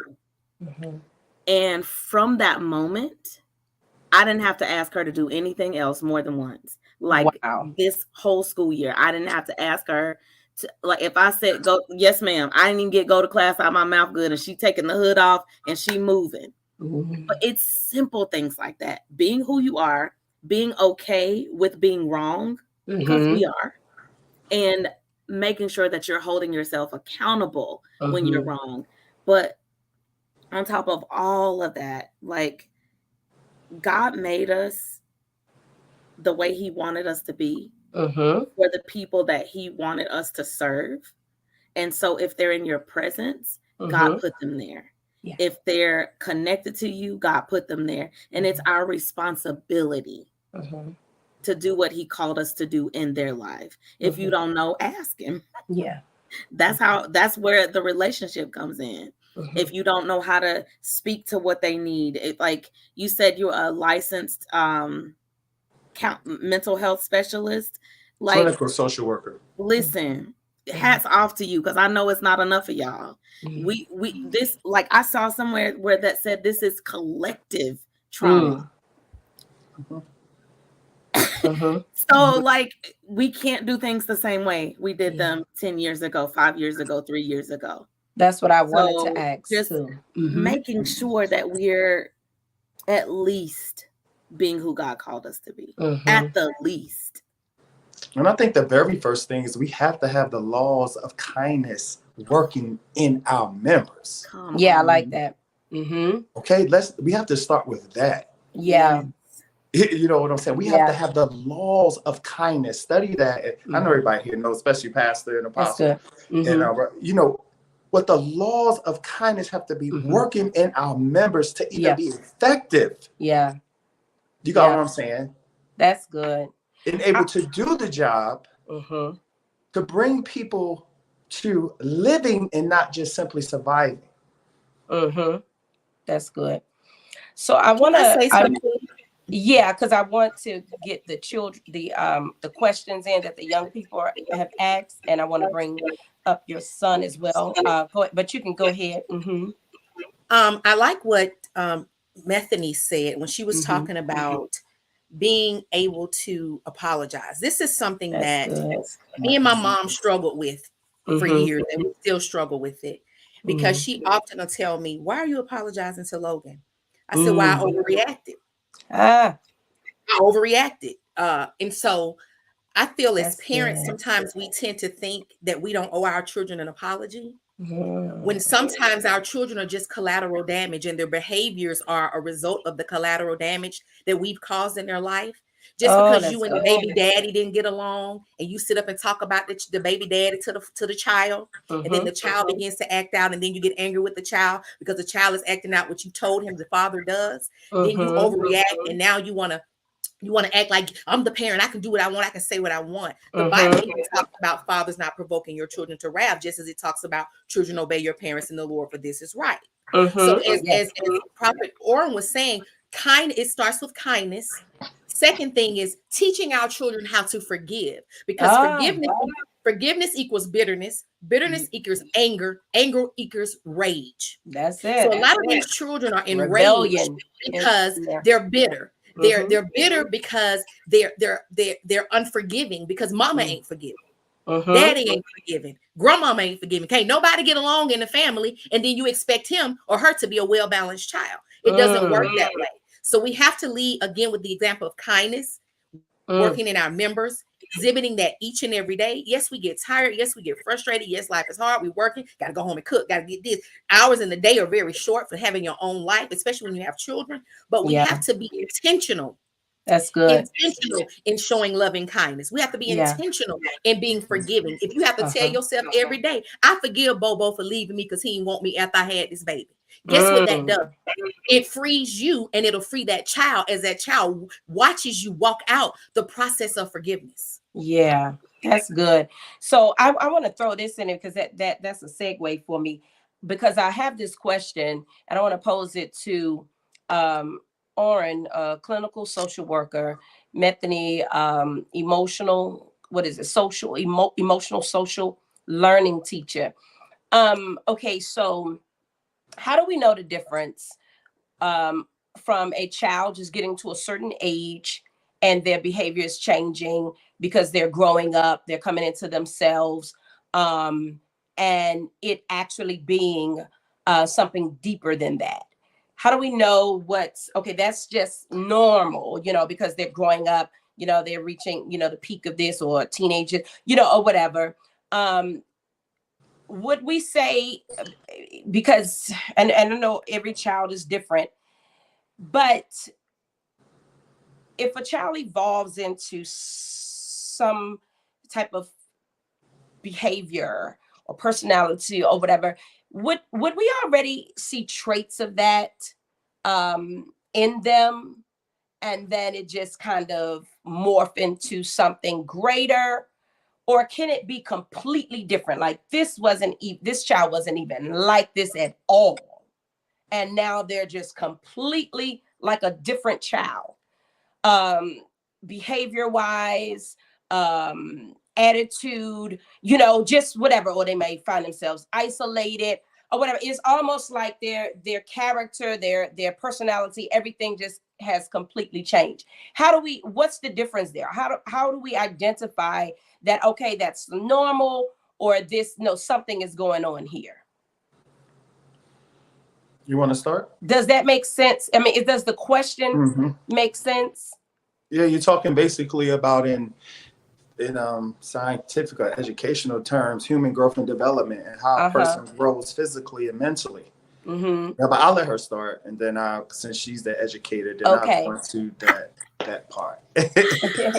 Well, that's actually how it works in real life. Like we try to look at it from the classroom perspective, and how the student reacts to different things. Like if you just, you're in an argument with your friend and you get upset and you say the wrong thing, then, that's kind of normal. But like, if you just get up and start swinging on folks, that's a little different. Okay. That's a little different. But I always like to refer my kids and parents and anybody to the movie Inside Out. Okay. It's a Disney movie. And basically, if you've seen the movie, the part where all the islands shut down, that's 7th grade. That's like when they 12 and 13, because like they're so emotional at that time, because like, they're developing into who they're going to be as adults at that age, 7th and 8th grade. They're forming their own ideas apart from their parents, apart from the adults in their lives. And so their emotions are like all over the place. And so when Riley and all of her islands shut down, I'm like, that's that's this age. And so I always have the kids look at that movie when I'm dealing with them about like how they've let their emotions get ahead of them and they've acted out on, you know, because of their anger, and they've acted in a negative way where it hurt someone else, whether it was disrespect to a teacher, whether they got into a fight, or like I've heard from parents, well, they talk to me any kind of way, and I'm just like, I don't understand that. I don't understand how you can have more respect for somebody in this building, and I don't do nothing for you, but your mama taking care of you, so I'm gonna need you to fix that, and I'm gonna need you to fix it expeditiously. So all of those things are the conversations that I have with the kids, and I give them strategies. Now, if those strategies aren't working and the behaviors are escalating, that's when I say, okay, this is something that the therapist is going to need to deal with, or the counseling department. So I'm going to make these referrals because this isn't working. Okay. And so then I'm like, Prophet Oren, this student, such and such and such and such, what do you suggest? Yes. Y'all gonna call me Prophet, huh? Okay. Yeah. Oh, my bad. I mean, it is what it is. Miss. It is what it is. Okay. All right. Come on, social worker. Help us out. That was good, Methany. That was really good. Thank you. And human growth and development, of course, of course, these are scientists are saying how we develop from conception to birth, and then what starts to happen in those stages between the ages of 1 and, most formative years, as they say, ages from 2 to about 4 years old, right?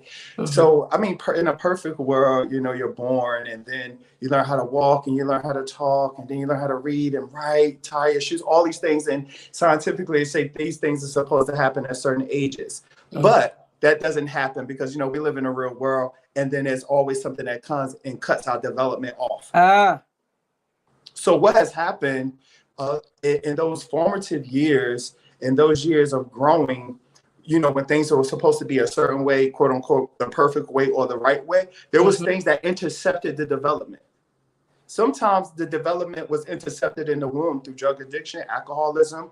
What a lot of people don't realize is even when a woman is pregnant, the abuse she takes emotionally or, verbally affects the child in the womb as well, because that child is hearing, that child is taking in everything. So a lot of these children don't even get a chance to develop properly because of the trauma that has already taken place before birth. These are facts, right? So then when they get to Mrs. Thornton, she has to parent. I'm listening to her the whole time, and I'm sure she's teaching, but I'm sure she's parenting maybe 85% of that. Yeah.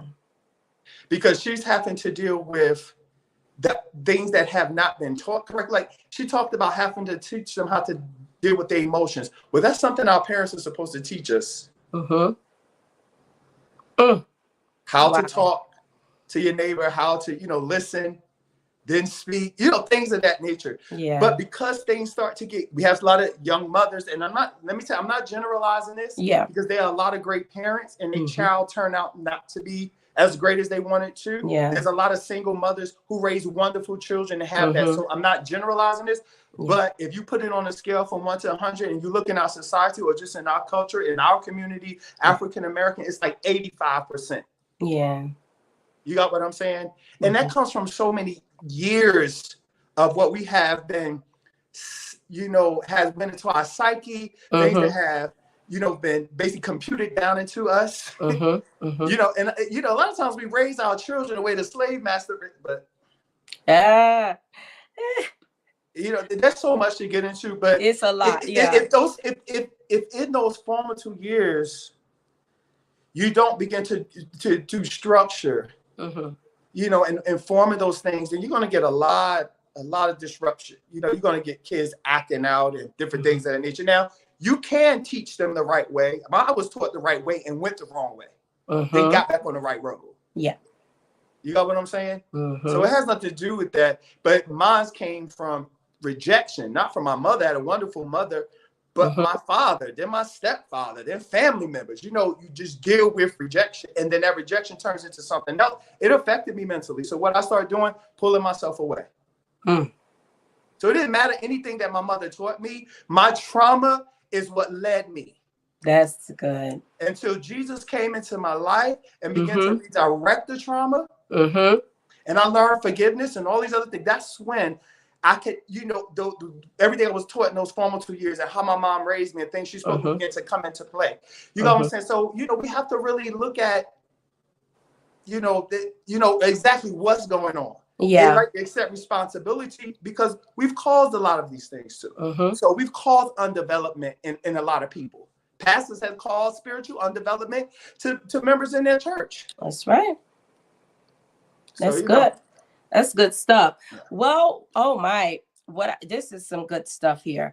So what I want to do is I'm going to just run down some questions that came from, we're going to bring him up as well though, but I want to run down some questions that Logan, he's 8 years old, and he posed these questions last night, because what we are doing at Abundant Rain Ministry is definitely focusing more on things for the young people. So we started a few months ago, what we call check-in and chat sessions. And we do it bi-weekly on Wednesday. So it's really like a Bible study for young people before the adult Bible study. And the youth are really enjoying it, and they're having a great time. Hey, Logan. Hey. Hey, Everybody. Hi. hi. So welcome to the stage. All right. And so I want to just run down some questions. Well, since Logan is already here, let me start. I'm going to save his, and let me give you all the questions that another youth at the church and her cousin had presented to me, and Starnaya and her cousin. The first question was, how can you handle a situation where you are being stereotyped and singled out at school? Then, how can you resolve a problem without taking sides? I'll go back to them. Just want to run them down. How do you feel? How do you deal with depression? Now, Starnaya is 14 and her cousin is 16. So these questions come from them. Why do people turn to guns instead of talking things out? How can you avoid peer pressure when it comes to your friends? How can you tell if a person is really listening and understanding you? When someone is hurting, how do you help them find their worth? Why is it that people who grew up in church is no longer in church, but the kids are forced to go? How come kids have to give adults respect, but the adults don't have to give the kids respect back? Why are teens held accountable after a certain age as far as life? So this comes from a 14-year-old and a 16-year-old. And these are some of the questions that they presented to me. And I know we can't get through all of them tonight, but if we don't, what I am going to do is I'm going to still make sure that we answer these at ARM for youth service, or we'll get them answered. But if there's any of those questions that any one of you all that stuck out to you the most and you want to chime in on and answer that, you can. Yes, go ahead. Let me jump right in here. Yeah. I don't believe that adults should get respect and not give respect. I do not believe that. That's a big issue, and I hate it. Like I tell the kids, I am not like everybody else. I am going to give you respect, and I need you to match my energy. Y'all, that is one way that we cause trauma. That's good. If you want respect, you gotta give respect, and it doesn't matter who it is. Yeah. It is no longer the world where you like you should be seen and not heard. Then that tells a kid that their voice is not, like, it's not important. Like that's not okay. I'm sorry, somebody's alarm going off out there. But like that is a pet peeve of mine. When I know y'all saw my nostrils flare, I was like, nope, Yeah. nope. So That's that, good. and then Mhm. I'll speak on the peer pressure one too. Like Mhm. it really, need to be no.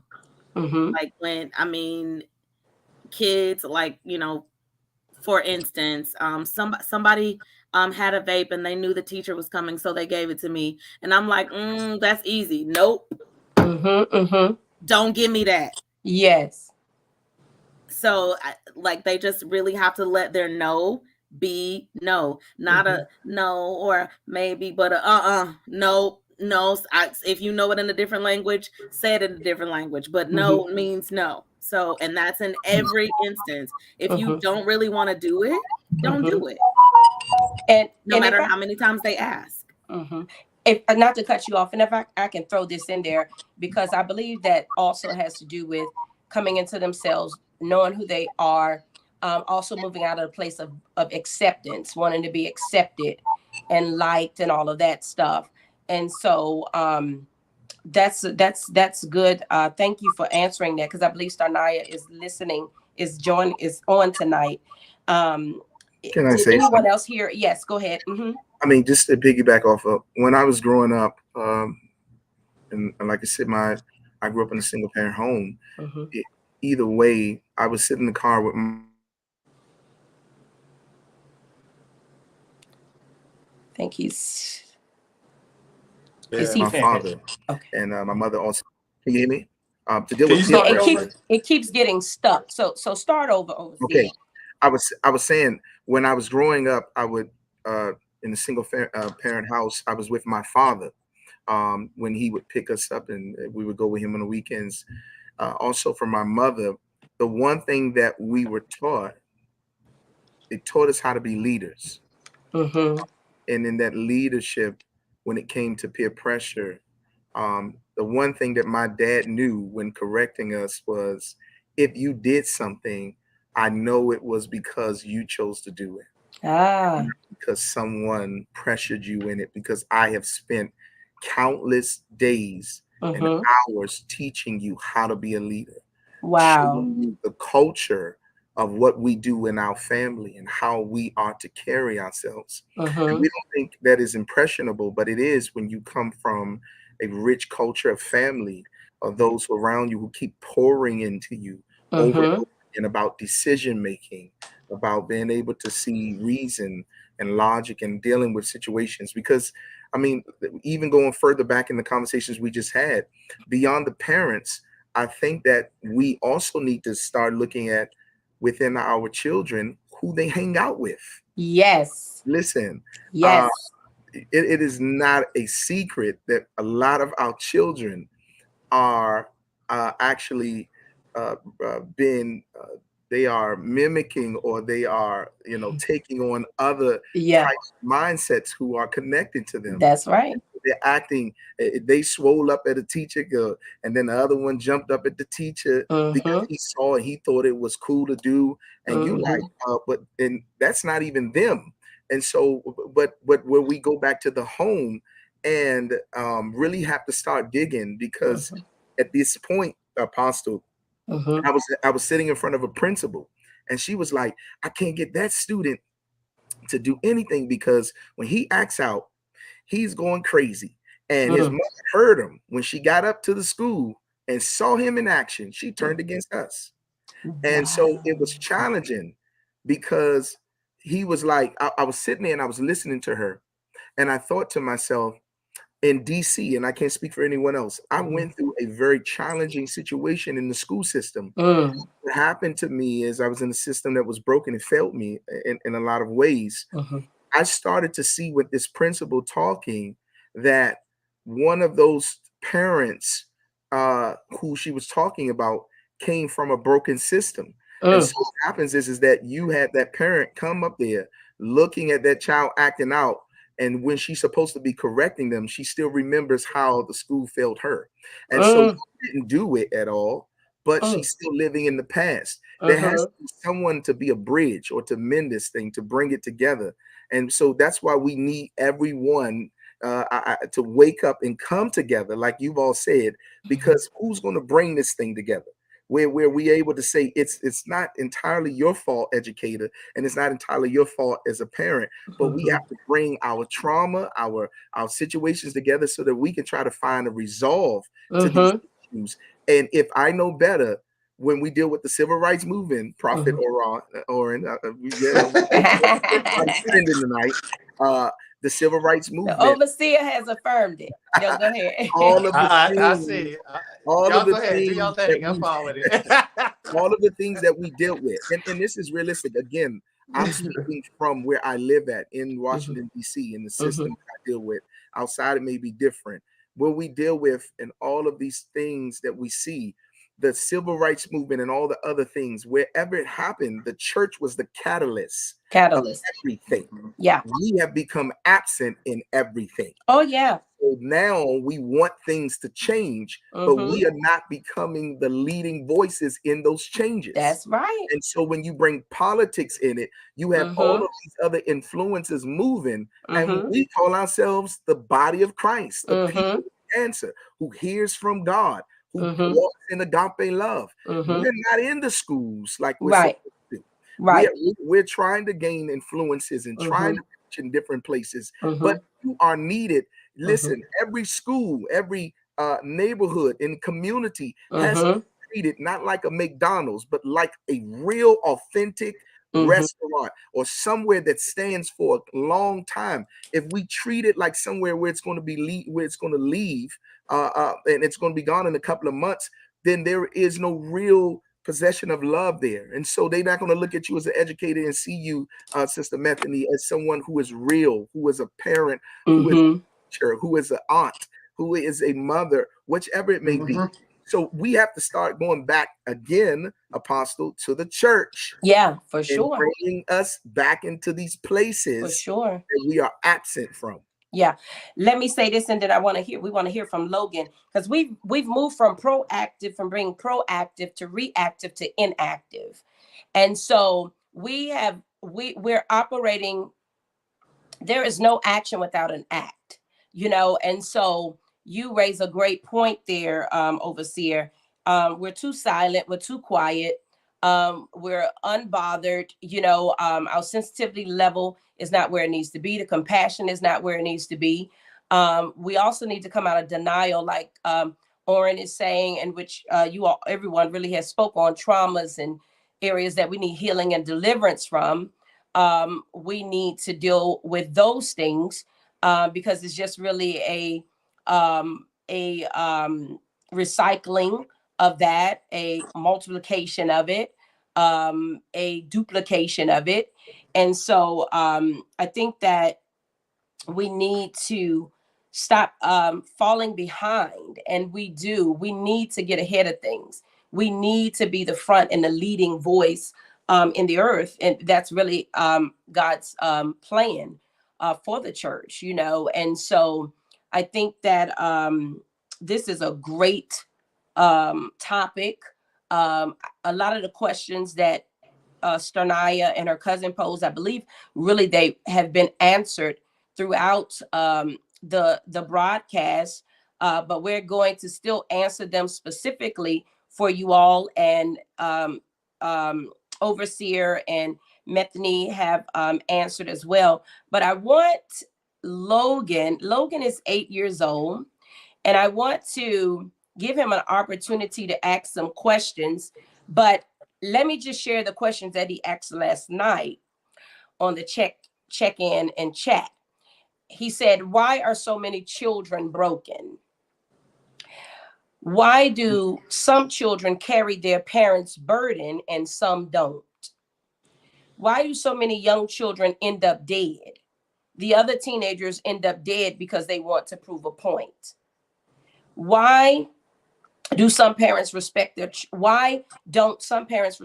children back when children have to respect their parents?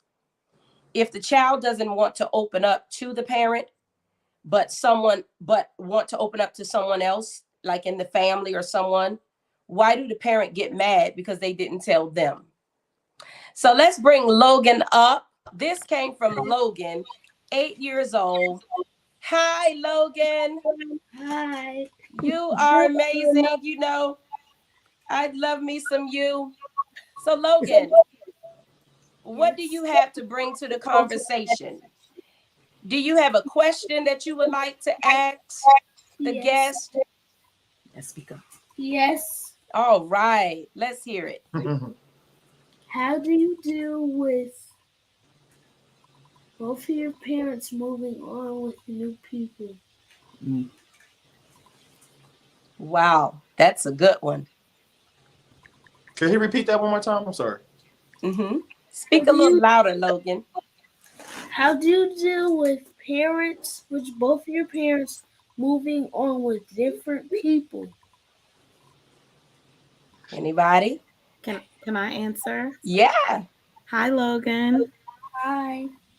Logan, I think that the best way to deal with that is to remember that your parents both love you more than anything and anyone, aside of Jesus, and that they would never do anything that would jeopardize or hurt your relationship with them. So be patient. And if something is bothering you, say it to your parents, but make sure that you're being respectful. If you feel like you can't say it, write it in a letter. Okay. Okay. Awesome. You have another question, Logan? I'm sorry, I didn't hear. I think you guys were explaining how to deal with that. Awesome. All right. So you have another question? No. Nope. All right. Well, we have come to thank you, Logan. Thank you. I'm sorry. He does have a statement he said. Oh, go ahead. Come on, Logan. Yes, we want to hear from you. A lot of kids are sad because we don't know how to deal with things. A lot of children are upset because they don't know how to deal with things. He said a lot of children are sad because they don't know how to deal with things. Oh, wow. That's good. That's good. So, Logan, let me ask you this. So, how would you, what would be your advice to a child on how to share that with their parent?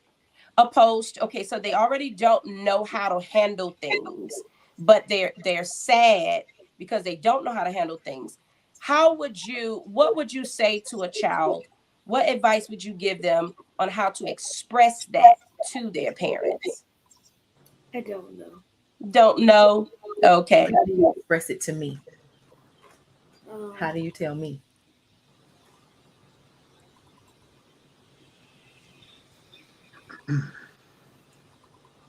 What do? You say it. You just say it. You just say it. You just say wow. Well, I tell you, Logan, we appreciate you. Why are so many children broken? I believe that tonight they have answered that question, throughout this show, and so many of the other questions that was posed. I believe that they were answered, even if they were indirectly, but they were answered. So in our last few moments, as we're getting ready to end the show, I just want to go around and just get a final thought from each panelist. One final saying or word of wisdom or something, whether that's to the children, the adults, whomever, the pastors, the church, or whatever. What would you like to leave us with? And we can start with, we'll start from the top. Oren?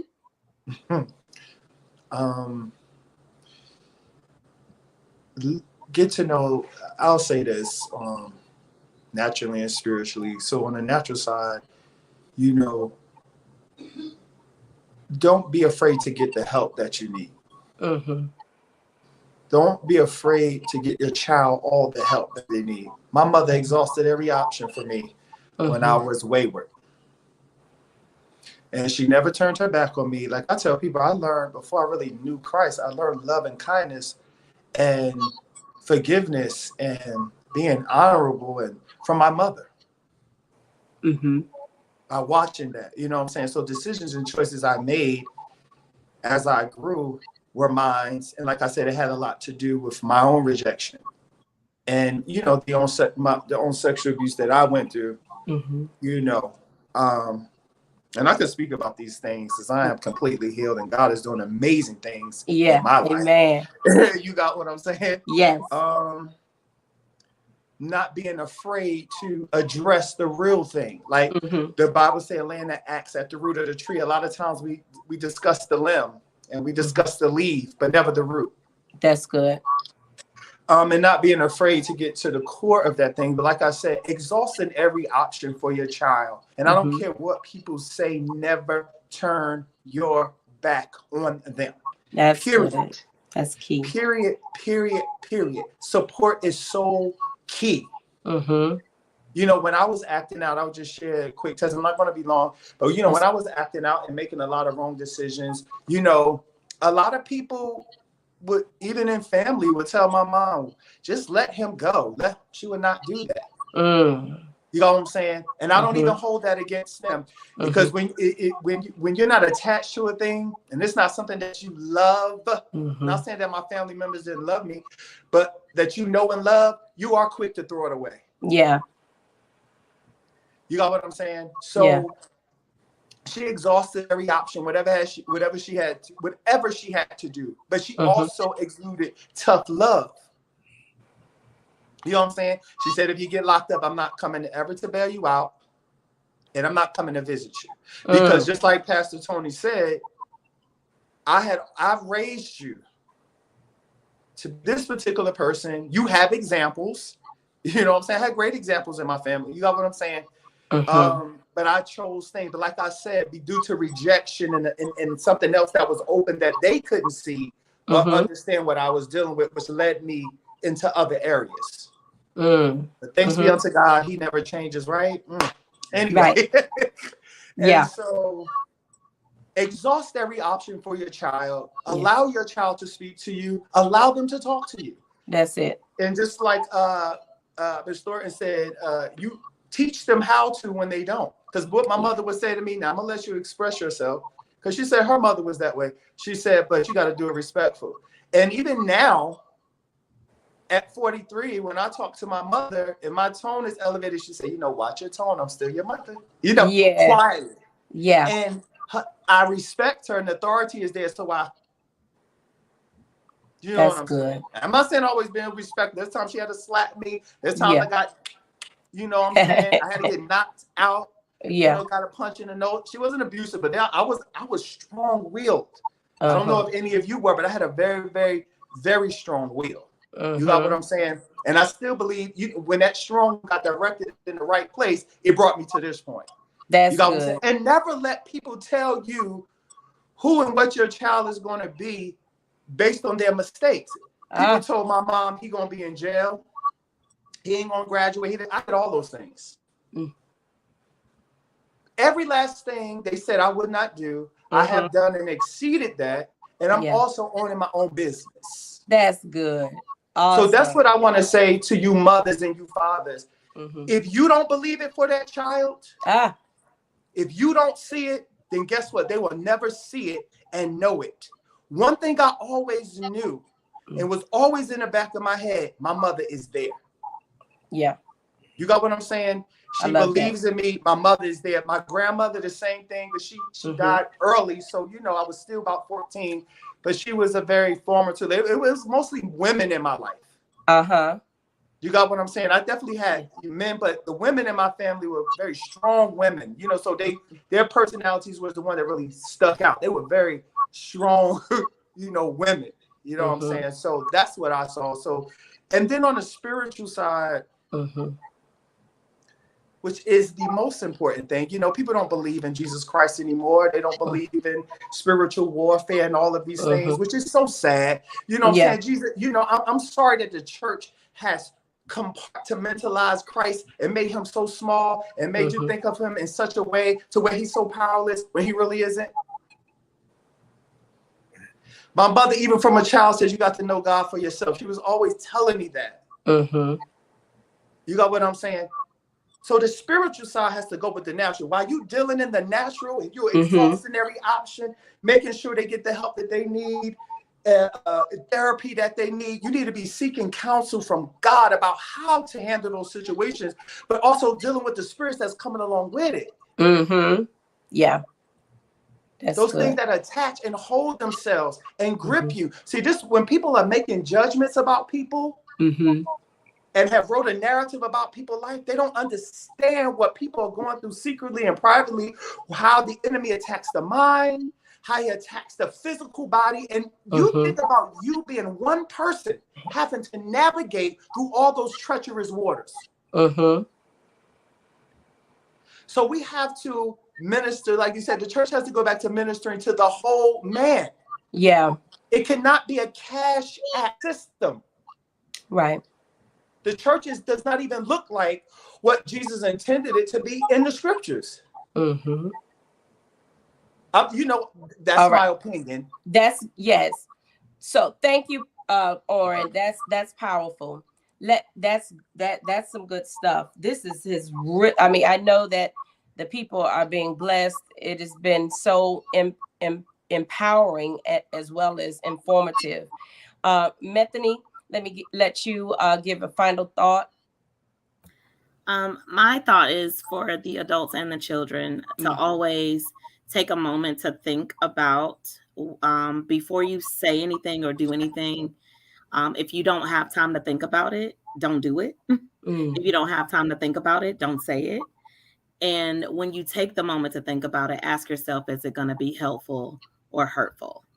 That's good. And if it's not going to be helpful, don't say it. Don't do it. That's good. Thanks for having me. Thank you for accepting the invitation. Ricardo? Authenticity is key. It is behooving for every individual to discover what it is that is uniquely unique about you and operate in that thing. Because once you do that, it resonates to the universe and it resonates to your tribe, and everybody that needs to be helped and will be helped and is at your hand will receive what they need from you because of your authenticity. Take the time to discover you. It's worth it. That's good. Wow. MIT Shavanzel. Okay, I want to start on the spiritual side first. In Proverbs 20:26, it says, train up a child in the way he should go, he or she should go, and when he is old, he will not depart from it. I also want to do with the natural side of that. We have to be the example. We cannot live, as they've already spoken, a hypocritical lifestyle in front of them. We cannot make demands on them that we don't make demands on ourselves, which are walking upright, being the proper example. It's specifically, and I'm gonna go here for women. Every man don't need exposure to your child. Every man you date don't need to discipline your child. Every man you date don't need to come to your house. You have to make a choice. Am I going to live my life upright before my child so when my child gets out here, he or she does not duplicate what they've seen? A lot of our children are very promiscuous because mom and daddy have been promiscuous. Let's be honest. And it's generational. So we have to walk upright before our children. That's a part of training them. And then we give them the word. It's hard to give your child the word of God when you're not living it yourself. So we have to be the example in training up our child in the way they should go. That's good. Awesome. Thank you. All right, Overseer. Life is about memories and moments. And, children don't remember a lot of things, but they remember those memories. They remember the moments that you spend with them in time. I think, Apostle, when you put this together for all of us to come on, one of the things that I have noticed from stepping out of the four walls and being in the streets, and I can't shake this from my head. MIT Siobhan's, or one of the children said it, why are children so broken? I think that we need to ask the children. We are talking to ourselves, asking questions amongst ourselves. inside the churches. We're not in. Getting frozen. Lucy a devil. In the communities, talking to those. Come on, Prophet. Okay, so listen, we have to go into the community. Yeah. We need to start talking to the children. Yes. And start to be able to build relationships. When I am out there, and I don't believe in this. I don't believe in talking about outreach or evangelism and you not doing it. I don't believe in being in those places. We carry it so much, and I speak from this from a point that when we do carry it and when we talk about it, we have to go even further into the depths of our community. Because we can also evangelize and we can do outreach in the midst of our own churches and think that we have impacted on our property. We have to go outside of our property, go to the neighborhoods, to the communities where there may not be something that comes back to you in a tangible way. And that's right. Impacting your own natural church or your own physical location. Brokenness that happens, we are absent from the life of those children, presenting Christ to them. And so while we are shouting, speaking in tongues, we are giving all our monies and our gifts and all the things that we have, we are missing this moment that inside of our churches, there is a very absence of youth because we are broken. That's right. From the fact that when I'm talking to young people who are on the streets, they can't get through their trauma because we busy fighting. Right. They're dealing with our old beefs. They're spilling blood over things that we spilled long time ago. And so we have to go back and start to present to them, like, they know how to die. Let's show them how to live. They understand that already. And so when we start to think about these things that impact it, and I'll keep going back to this again, if we call ourselves the body of Christ, if we call ourselves those who are of his, then we need to get active. And not tomorrow, tonight, we need to start going in and dealing with the brokenness from our schools, from our hospitals, from those group homes. All of those shelters that we have in DC. We have the largest #1 shelter in the United States. We need to go into these places, listen to them, and start talking to them. They think that they're mad at us, and you know why they're mad? And I'm talking to them. They're mad because they feel like, why are you afraid of us? That's it right there. I'm gonna tell you this, Apostle. And it was what a child asked, was asked by the pastor, and it was in Chicago. He says, "What does the church remind you of?" And the child said, or the young person said, "The church reminds me of my father." See? And what? He said, "It makes promises it doesn't keep." Listen, we have to have integrity in the body of Christ. That's it. Don't nobody care about our events and all the stuff that we put together if we're not going to be, Ricardo, authentic and be involved. That's it. Inside of these places where it matters. Because guess what? When we are the only one that changes our method, politicians can play a commercial for weeks, but they still got to get a campaign van and go out and get into the community. We feel like we don't have to do that. So this is the greatest time for the church because I feel a revival is getting ready to happen. Also uncomfortable because we are the first partakers to this revival, which means God is breaking up stuff in the church so much that your position and your titles don't mean a thing if you are not in relationship with Christ. We are not kings sitting on thrones. We are sitting at the feet of the people. And when we remember that, we will start to go forward and impact every community, even as Black people in our churches. The world is not short of souls, it's short of workers.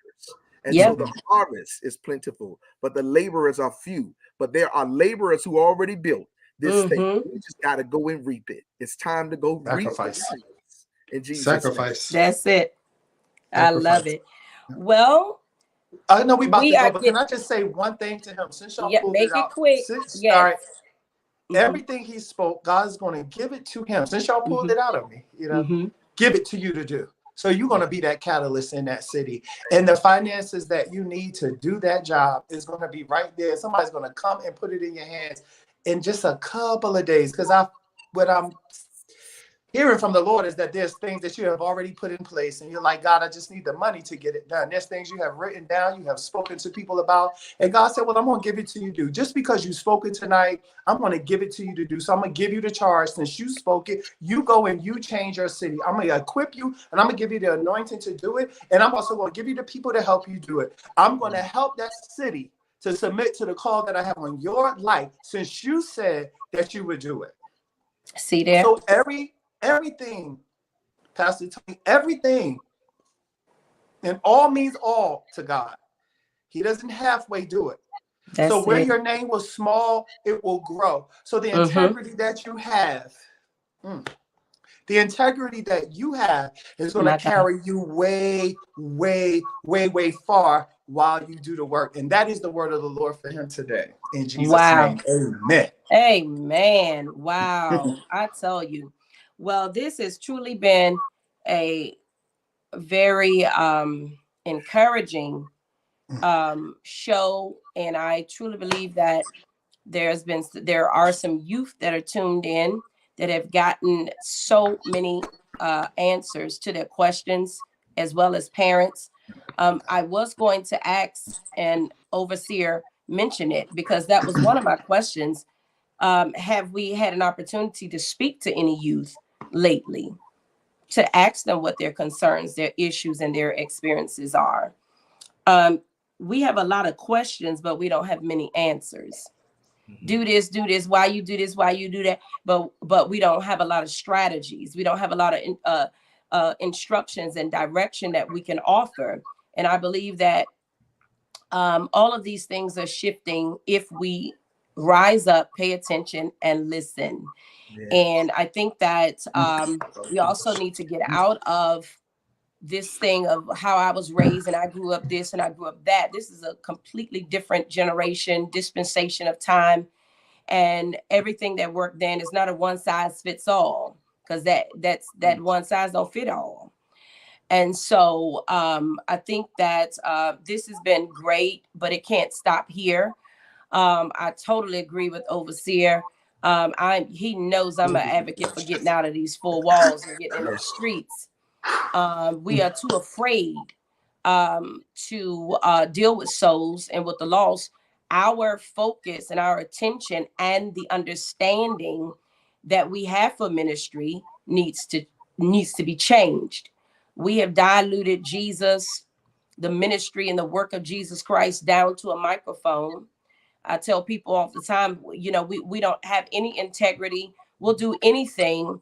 Ambition is a good thing, but too much of it, it'll make you do anything. And so we step on anybody's neck, back, or whatever we need to do just for a platform. I tell people all the time, why have we diluted a platform down to a microphone and a stage? If you have a mouth and you have something to say, that's a platform. Yeah. And so I noticed that most of our giftings don't work at Walmart on aisle 7. Our gifts don't work in the neighborhoods like Overseer is talking about. But this is what God is, the message that God is trying to articulate. Are we listening? Can we hear? Even the pandemic was trying to tell us something, and we still didn't hear that. We still missed it.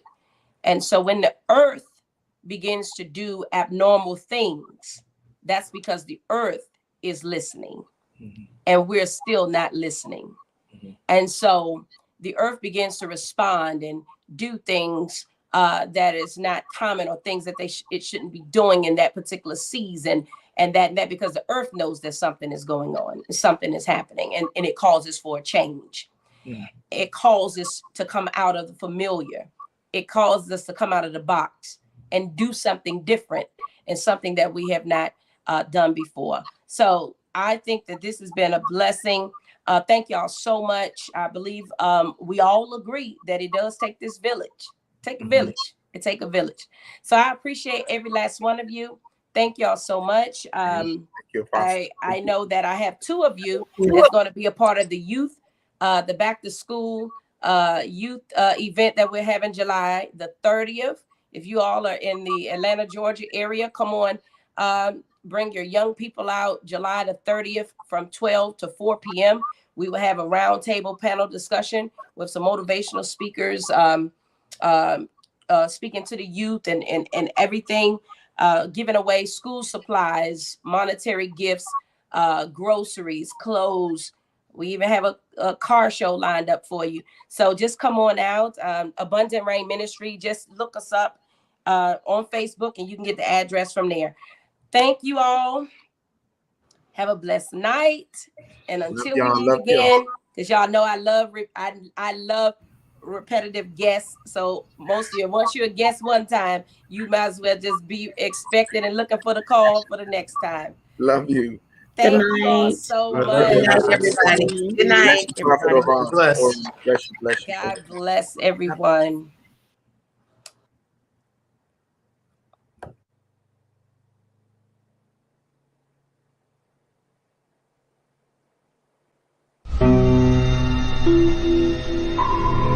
Well, we've come to the end of today's show.